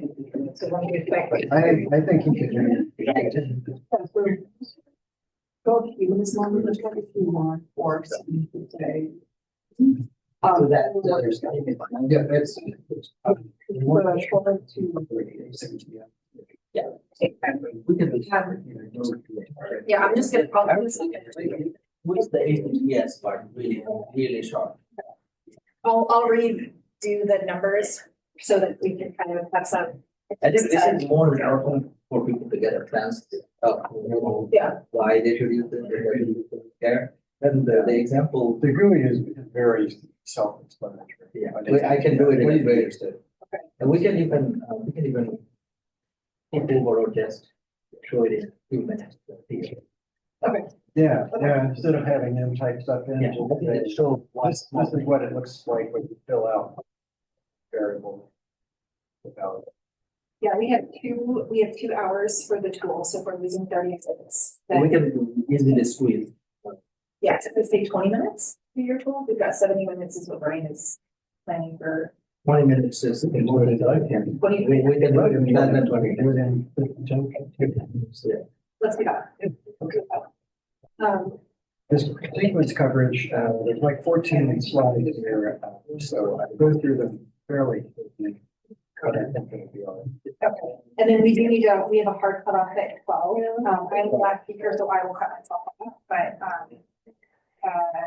yeah, and Jagan and I are trying to shorten what we're doing. If I may just butt in. Yeah. I would say I'm using app, but it does we have to support they were putting. Okay. So you're. We have it before. Yeah, so you can expect an extra 30 minutes.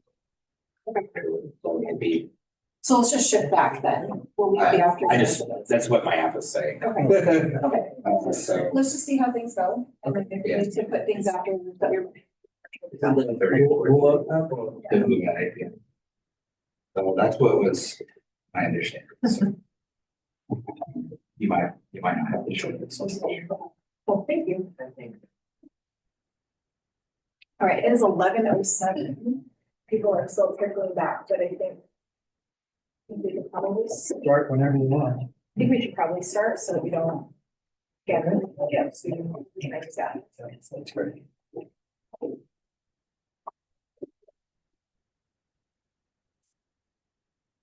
Okay, let's get started. We're going to talk, so far we've talked about basically static data, inputs that occur one at a time, one set of input at a time. But as was mentioned earlier, the sequence of inputs can matter a lot in testing. And so this is an example of that, and we're going to talk about how we can use some of these ideas in sequence coverage. This came out of a real world problem. I was glad to see we have a couple of test engineers from the 96 test wing at Eglin. This was joint work with them, and we published this with Jim Hinkton from Eglin. And so the problem here was that they had to test specialized, very specialized applications that might run on a laptop with all sorts of interesting peripherals. And one of the things that was discovered was sometimes the software would behave differently if the order of plugging in the peripherals was changed. You could see how that might happen. Whoever programmed the system assumed that, say, the sensor was plugged, the UAV sensor was plugged in before the network connection, for example, and so on. So the order of plugging in these peripherals mattered. And so the question was, can we use covering arrays that we've talked about here to reduce the number of tests required for testing T-way combinations or sequences of plugging in these peripherals? So let's say we had A, B, C, D, E, and F, so 6 different events. So we'll say plugging in a peripheral is an event, just to generalize it. So we have 6 different events here, and obviously that means they can occur in 6 factorial sequences, but we don't want to test, especially if we're sitting there physically plugging in peripherals. 720 tests is going to be a lot. So the question is, could we cover, say, 3-way sequences of plugging these things in? And if we assume that it's okay if the sequences are covered, but there are possibly other events that occur in between 2 events of the sequence. If we assume, take that assumption, then we can do something like this. So we can't apply an ordinary covering array. What we did was we developed a new approach, what we call a sequence covering array. And for example, C followed by something, possibly followed by some other events, possibly followed by some other events, and then eventually F, and then eventually B. That 3-way sequence is in here in row 6. So C, F, and B, that 3-way sequence is there. Any 3-way sequence occurs somewhere in this test array. And so this is actually very practical and valid for most testing, because if you think about what happens in code, an event occurs, a setting is done within the code, and that state is established. And then if that state holds, then eventually another event occurs. And if that state is present, then something may happen. So assuming that it's okay for other events to occur between the 2 that we're concerned about is a valid assumption. And the properties of this, very nice properties. If you cover 2-way sequences, you can do that in just 2 tests. Very simple when you think about it, but it's a very nice property. Write down any order of events and then reverse that order. You've covered all 2-way sequences. And we also get the exponential growth, the number of events. As the number of events increases, the number of tests grows slowly with the log of the number of events. And now we can do we can expand that idea to look at sequences of input combinations. So this gets a little trickier, but what we're talking about here is combinations of input values. So before we were talking about just single events, A, B, C, D, and so on. But if we consider an event to be a combination of values, then it gets a little trickier. And we're speeding up a little bit here in the interest of time to have more time later for the examples and the hands-on type activities. But just to illustrate, if we have sequences of events, that's what we show on the left side, going from left to right, what we just talked about. But we might also be concerned with inputting values. So we might have parameter 0, parameter 1, 2, and 3, and so on. And in test 1, parameter 0 is set to A, and parameter 1 is set to D. And then some other input sequences occur, many other sequences occur. We want to look at the ordering of those combinations. And the reason we might want to do that is a situation like this. If we have a state machine that occurs where events occur, input combinations occur, then depending on the order of inputs, we may or may not reach the state that would discover the error. So if you look at the left-hand side, when we have the sequence here, P1 and P2, which is in row 4, we want to find state 2, P1 and P2, followed by P1 and not P2. That will bring us to the error, but if the tests occur in a different order, we may not reach that. So we need to be able to reorder those tests. So what we'd like to do is be able to be sure that we've covered all of these sequences. And this is the details of it. We'll skip it here because you can look this up. But the bottom line and the really nice property of this is that we can do these sequences, we can guarantee this in a very simple way. We generate a covering array. In this case, we were looking at two-way combinations, and we can cover all three-way sequences or four-way sequences, whatever number we want, simply by producing a covering array and concatenating that whatever number of times for the sequence length that we want. So, and that is necessary and sufficient conditions. It's obviously sufficient, but it's interesting that it is also necessary. But the nice thing here, again, to point out, we can do this very strong sequence coverage testing of input combinations just by concatenating covering arrays. Now, that was looking at the case where some sequences of combination value combinations occur and possibly interleaved with others. But we also want to consider the case where we have a consecutive ordering of input value combinations. And again, we're going to skip the details here, but what we can do is we can solve this problem with what's known as a de Bruijn sequence. And as I like to point out, probably every hacker on the planet has reinvented the de Bruijn sequence at some point, because all it means is that you've covered all sequences of values, all two-way sequences of values in a very compact string. And there are ways of constructing these sequences, but it can basically show that the de Bruijn sequence is the most compact way of covering all length sequences of values. So in this case, we have a 4-digit code. We'd like to be able to break into this car that has a 4-digit code, and there's no enter key. So if we use, instead of 3,125 sequences, we can do a de Bruijn sequence that covers this very compactly, actually dividing that number by 5.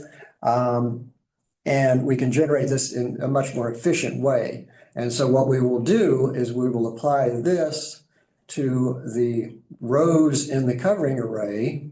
And we do end up with a large number of tests that way, but this will guarantee that we've covered all of the consecutive value combinations. And this is how this works.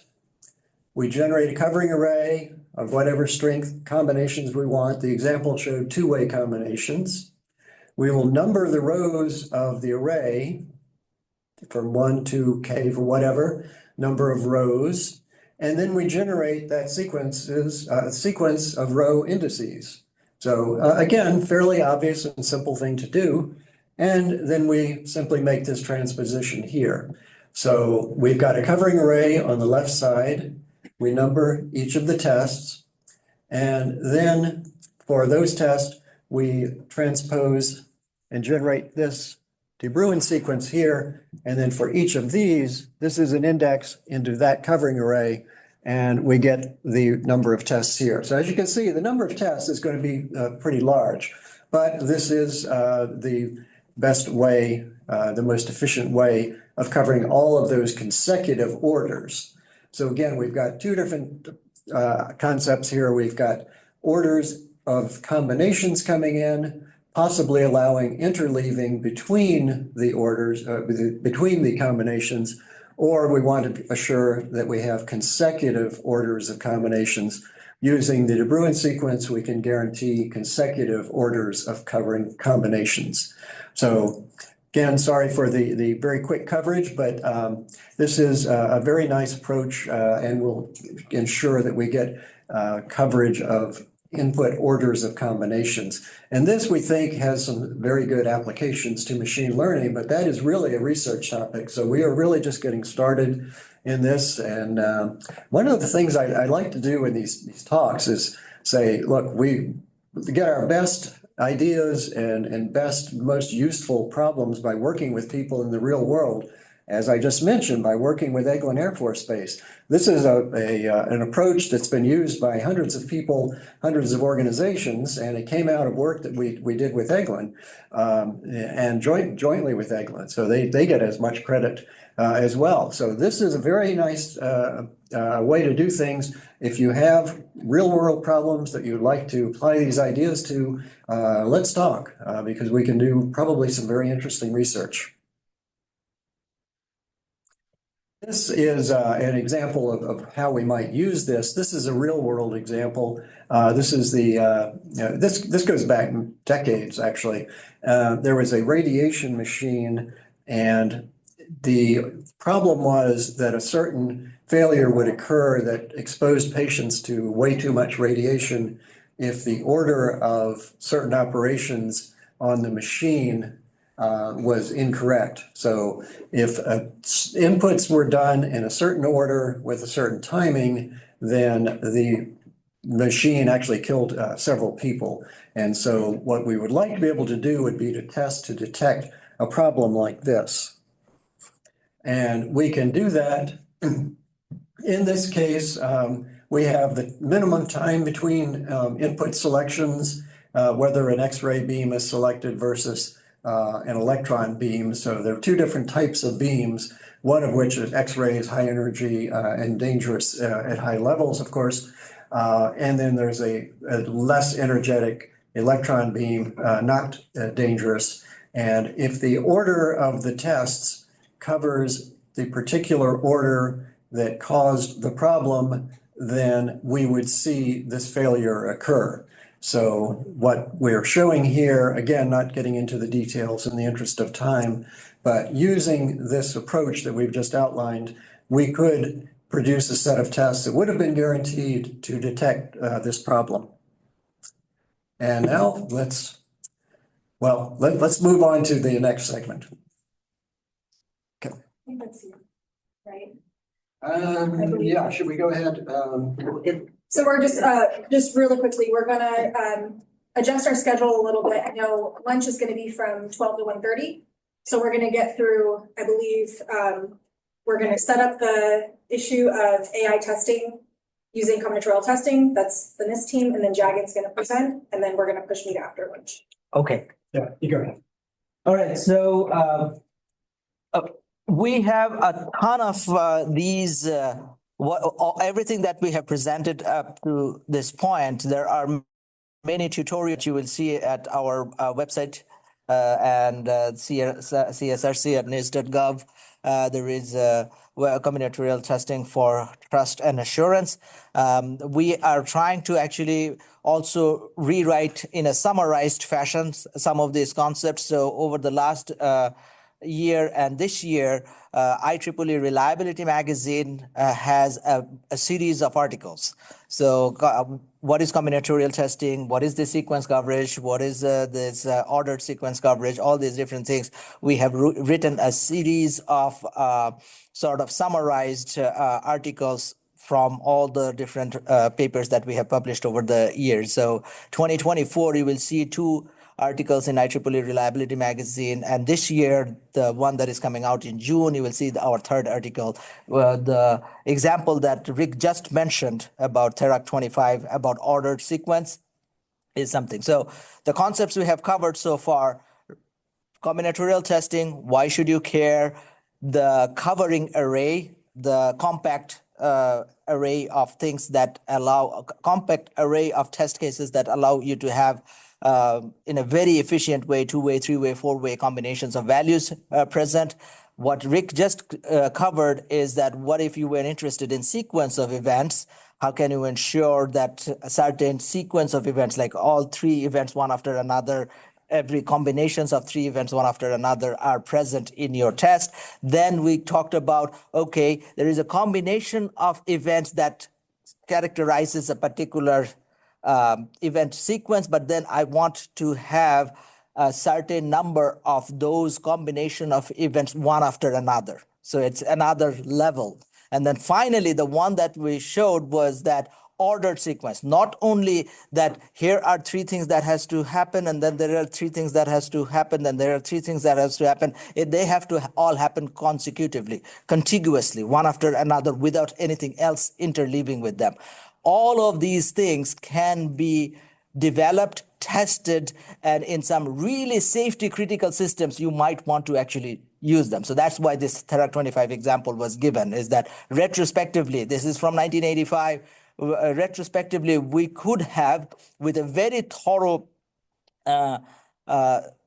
test design, could have discovered that very fatal error that was very, very difficult to discover. I mean, for a very long time, when people were reporting that this machine is actually doing massive radiation and causing even death, they would go back and they could not reproduce the bug. They could not reproduce the, and for a long time, for more than a year or 2, they kept saying, no, our machine is doing fine. It's just, what are you talking about? This doesn't happen.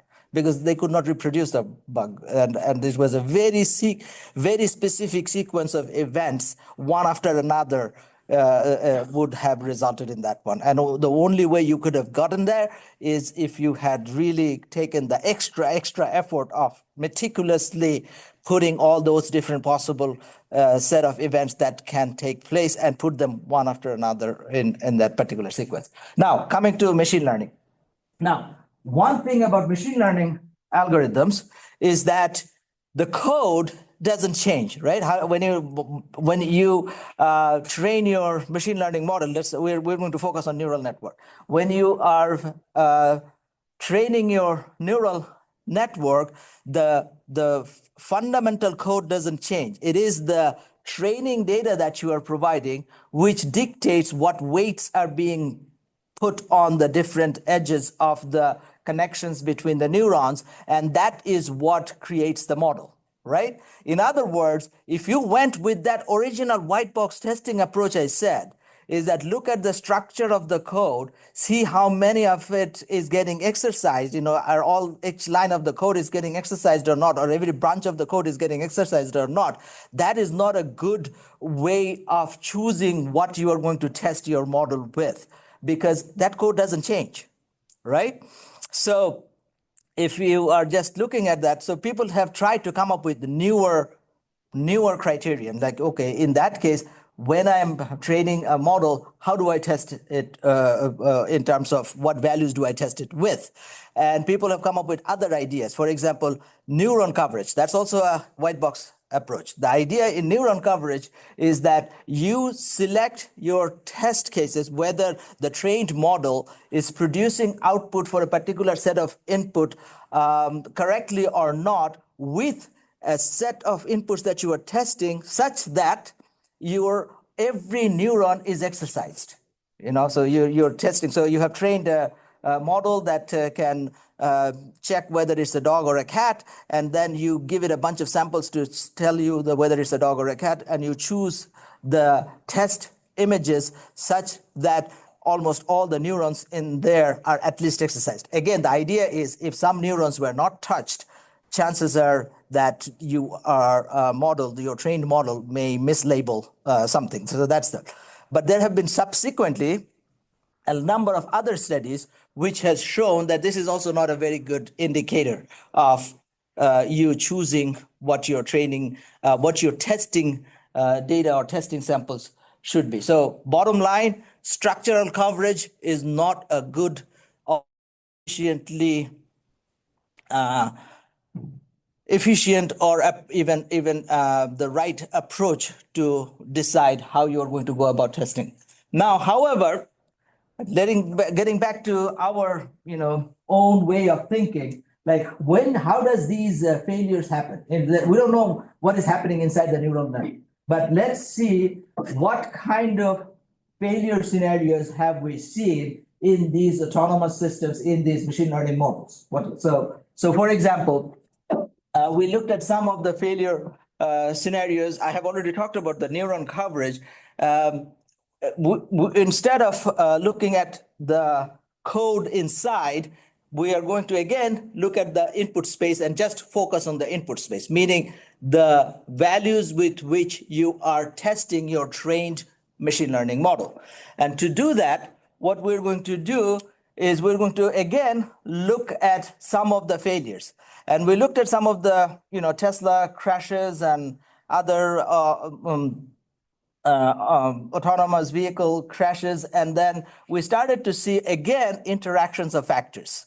We started to see that in one scenario, the camera was not able to pick up a white truck against a very bright sunny day.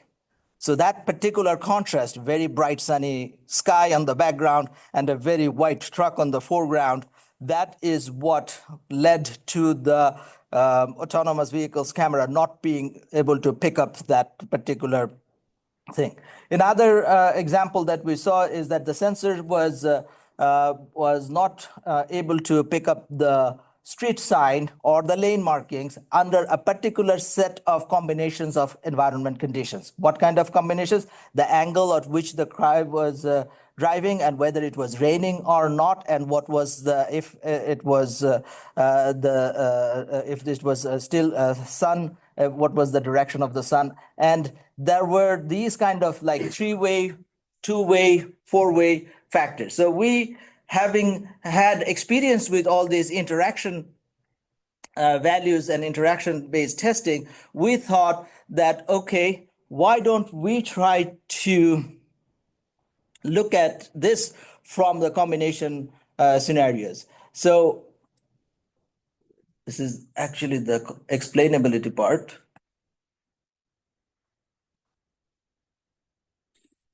Yeah. So what we did is we looked at this aspect of, okay, we're going to look at the values or factors and the combinations of factors that lead towards the failure of the autonomous vehicle. Now, the next few things that we're going to talk about is also other usage of it.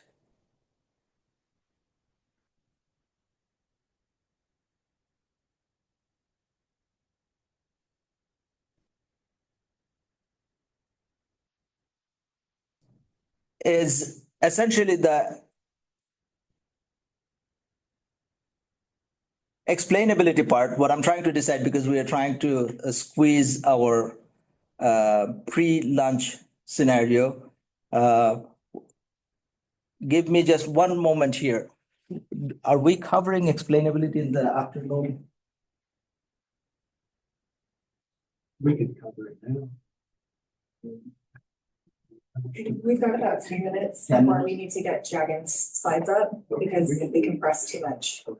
All right, so we were just quickly consulting whether there are many different things we have tried with the combinatorial approach in machine learning. The first things we have tried is we have looked at machine learning models, training data set, and trying to identify what level of two-way, three-way interactions are present, and whether the ones that are not present, can that lead towards unexpected behavior of the trained model. In other words, you are looking for weakness of the model by looking at what interactions have not been covered. But we have also, what we have done is we have come up with ways to, if you are going to have any kind of trust in your model, you need to understand why does the model produce an answer, okay? And in some type of data, you can actually use the combinatorial analysis to define why does a model particularly decide on a, why does the model choose a particular label as its outcome, and that would increase your confidence in whether your trust in whether the model is actually behaving as expected or not. I will actually get Rick to go ahead and cover this part. And we have decided that we're going to give you a quick glimpse of it before we move on to the next one. Okay, so I think everyone here is familiar with some of the successes of different machine learning models. Often they are based on neural networks, deep learning, and so on. So the problem there, of course, is that the systems are very good, but they do sometimes make mistakes. And if they do make a mistake, it's not entirely clear where the mistake came from. And so if we are using an AI system in some critical application, for example, medical applications, if there's a diagnosis of a certain disease, then there should be an explanation for how the diagnosis was reached. And you can think of many other examples as well.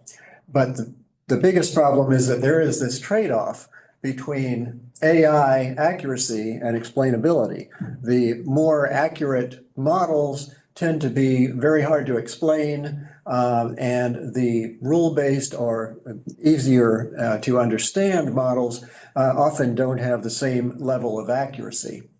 So again, part of this is because these systems, if they're neural nets, there is a sort of black box characteristic to it. You feed it a bunch of images, data, and so on, and it comes out with the result, and it says, here's your answer, but it doesn't say how it got there. So that's, again, an example of a problem where it might be life critical. We know how to do life critical software. We've been doing it for aircraft for decades. The problem is you can't use the same approach for that's used for conventional software. You can't apply it directly to the neural network models. So again, the statistical black box machine learning models, they will give you some result, but the explanations might not be understandable. So we need something that's understandable to the non-specialist or specialist. The expert systems, the traditional approach going back to the 1950s, simple decision tree sort of thing. If this condition holds, then do these other, say, medical tests or whatever, see what those results are, and then eventually we come down with the diagnosis.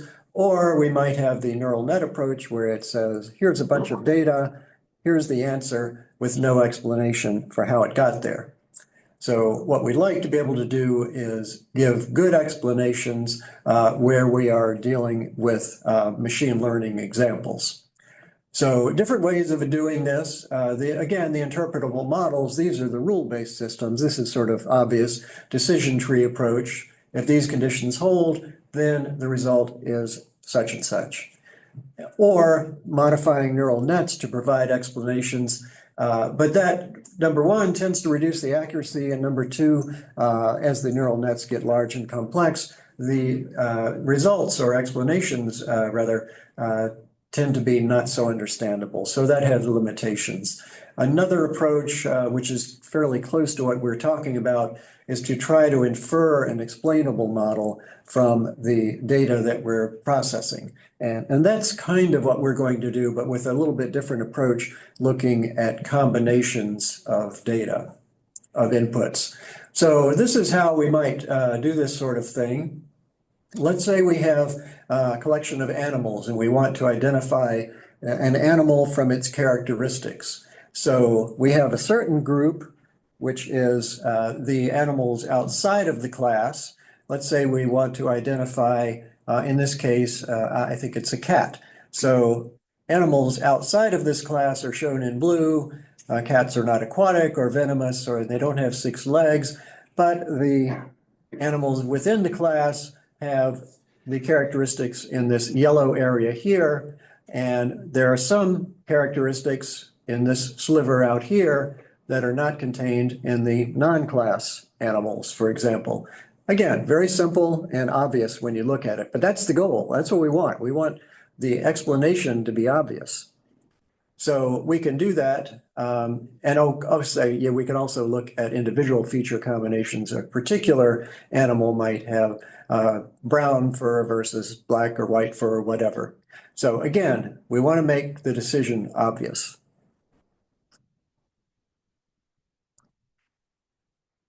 So if we had an animal such as this reptile here, University of Maryland graduates might recognize this one. This is the Maryland turtle, the testudo. Anyway, so we have different characteristics of a lot of different animals in a database.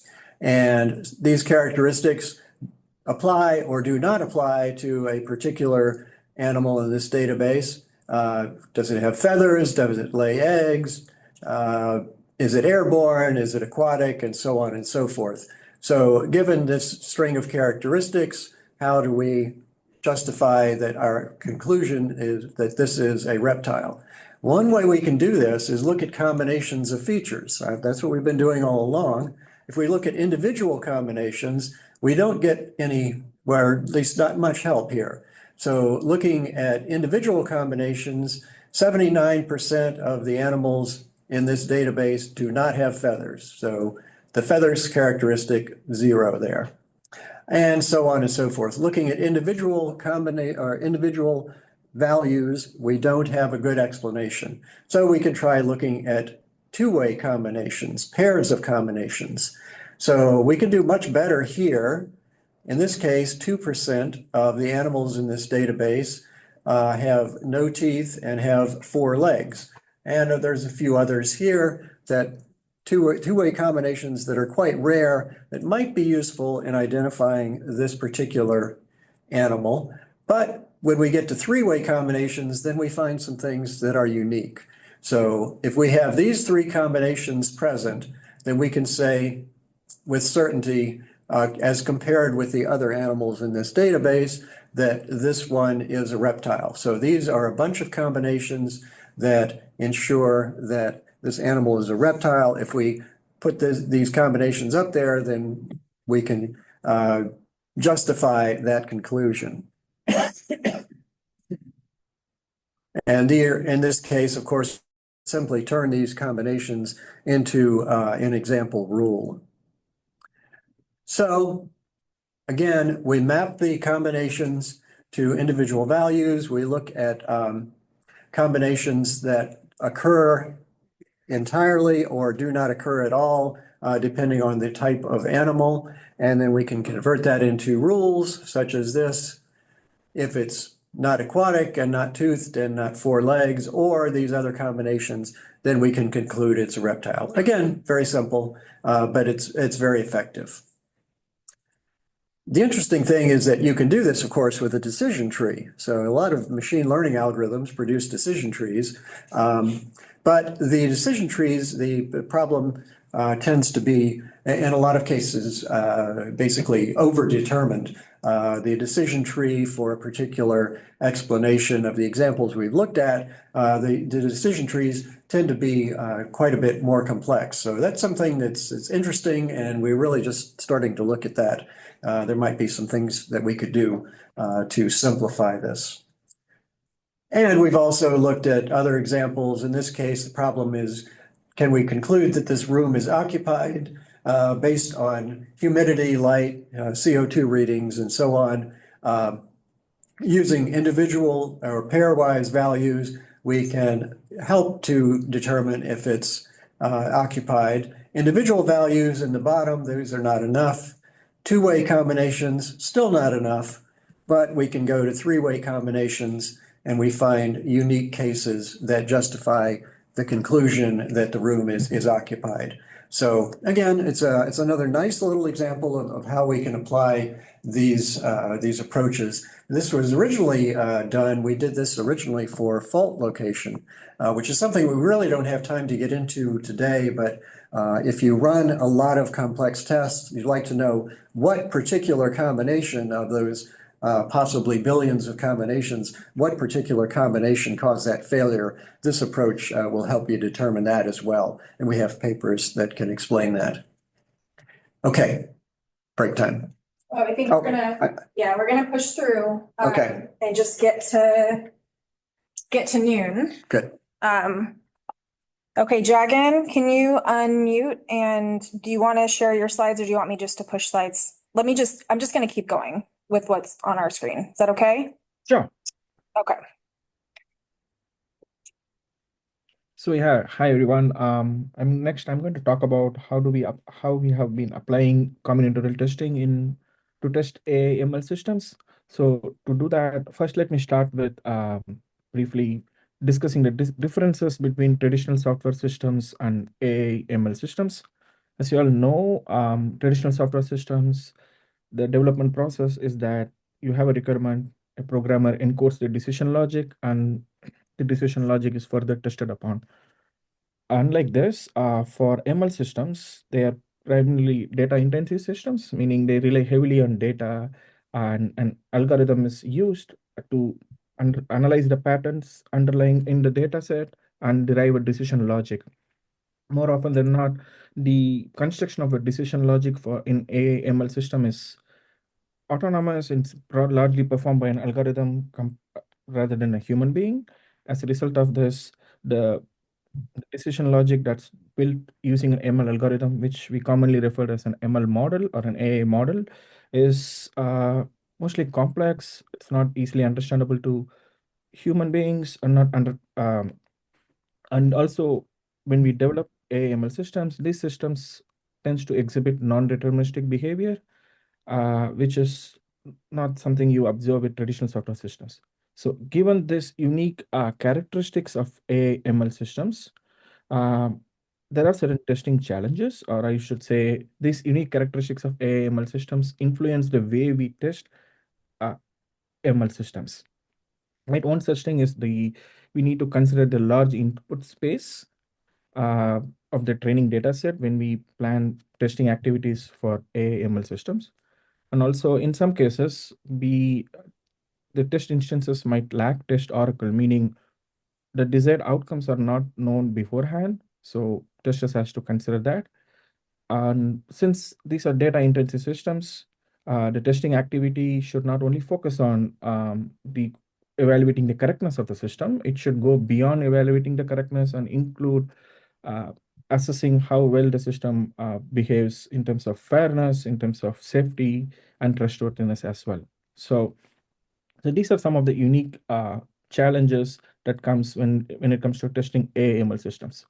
So as Raunak mentioned, next slide, please. Yeah, okay. So as Raunak mentioned, we have been trying in the last few years, how do we apply combinatorial testing to test AI/ML systems? First, why CT for testing AI/ML systems? One of the main reasons is that CT can help us in efficiently exploring the large input space of the ML models by systematically testing different feature interactions with relatively smaller number of test cases. Also, CT can help in uncovering some rare feature interactions or edge case scenarios that may go unnoticed in traditional test set based evaluations. So we have been exploring how do we adapt or apply existing CT techniques to test AML systems. To be more specific, how do we test on the how do we use CT for testing, performing testing activities in the ML development pipeline? To do that, here are the 4 steps to apply CT to test AML. We begin with designing the input parameter model, which is a core component in the CT test generation pipeline.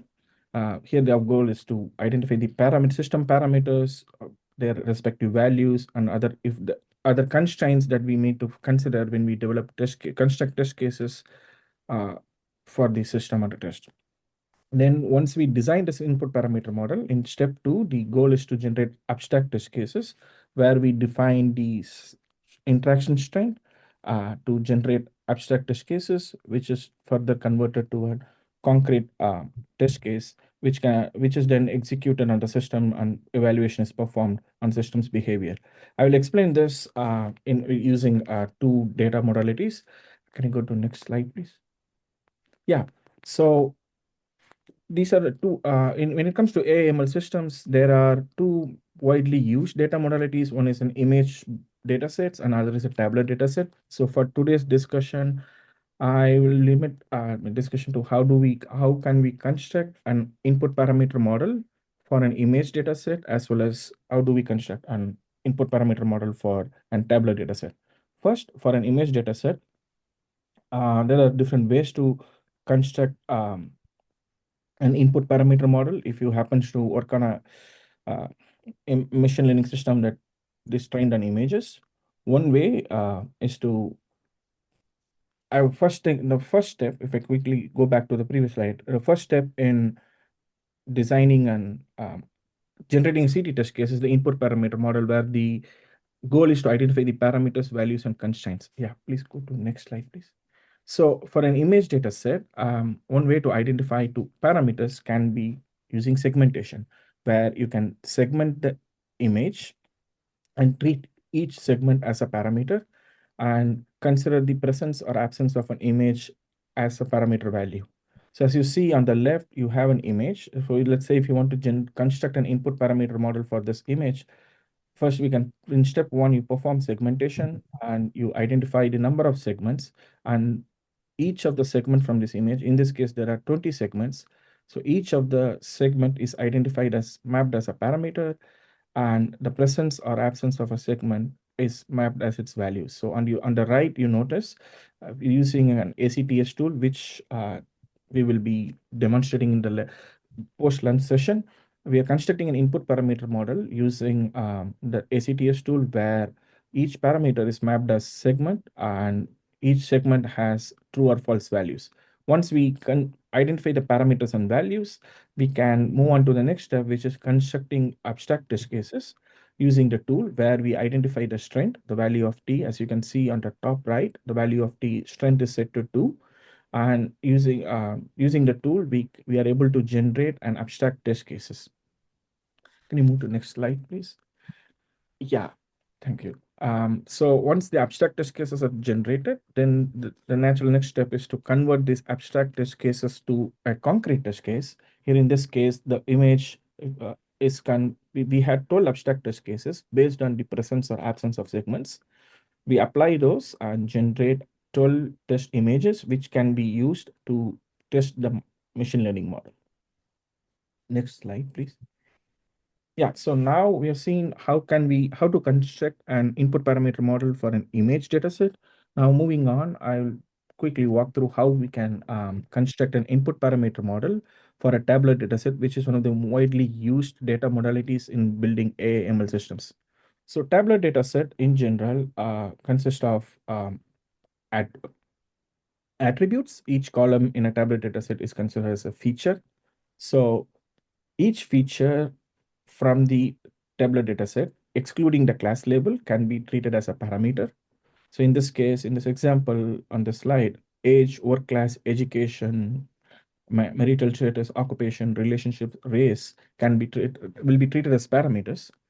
And for each parameters, to identify values, it's depending upon the type of the feature. Meaning, if you happen to have a categorical feature where you have unique finite values, each of these values will be mapped as a representative value for the parameter. However, if you happen to have a feature which is consisting of numerical values, as you see in terms of age, which has numerical values, the general practice is to identify representative values using some sort of discretization process, where we convert the numerical values at times we have continuous numerical values into set of discrete values. Then those are mapped as values for that particular parameter. Can you move to the next slide? So yeah, here is an example of how to construct an input parameter model given a tabular data set. So the age in this example, which is an numerical attribute. So we perform discretization on the age feature and identify possible discretized bins, which are then mapped into the parameter values. Whereas on the other hand, if you see race, which is a categorical value, we identify all the unique values that comes under this feature, and each of the unique value is mapped as the parameter values. Additionally, apart from identifying parameters and values in the tabular dataset, it is essential when we construct an input parameter model, it is essential to identify any underlying constraints that the test set should satisfy. For instance, in this dataset, in this example, you can have certain underlying relationship that the test set should satisfy. For instance, the marital status if it's here, marital status is married, then the relationship can be either be husband and wife, but it cannot be, the marital status cannot be divorced, and it can have a relationship of husband. So these kind of underlying constraints has to be identified, and that can be feed into the ACTS tool. So when we generate test cases, this underlying relationship from a data set can be satisfied as well. So here, can you go to next slide, please?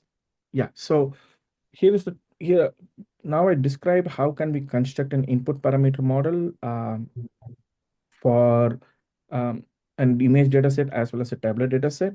And so next we'll see how we are able to apply an existing CT techniques in testing AML systems. To do that, I'll quickly provide a life cycle overview of how an ML-enabled software system looks like.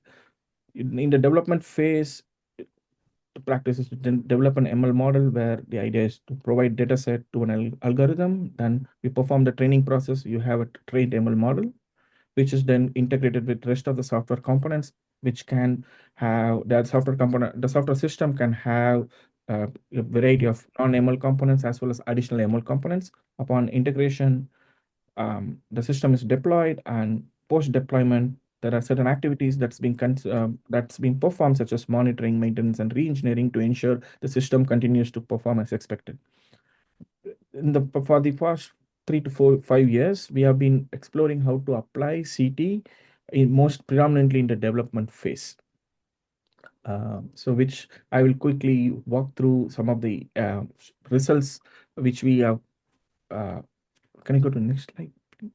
Okay, so I'll quickly walk through how we have been applying CT to test ML models during the development phase. One of the first work we performed was how can we use CT to test deep neural network models that is used in that was part of a competition, which is where the participants are asked to develop DNN models to perform steering control of the car, where the system takes the input frame and the video frame as inputs, images as input, and aligns the steering wheel angle based on the input it receives. So we try to apply CT to test these models. Here is a quick overview of how we went about it. So we looked into different transformations the input subjected to. So here you see blur, brightness, contrast, rotation, scale, share, and translation. Then we constructed test sets such that each test set is a combination of different image transformations. Then we feed those transformed images into the model and observe if there is an behavioral change in the DNN model upon combining different image transformations. Can you go to next slide, please? Yeah, so here is some of the results from the work where we first generated T-weight test images, then we've loaded that images into 3 different pre-trained models.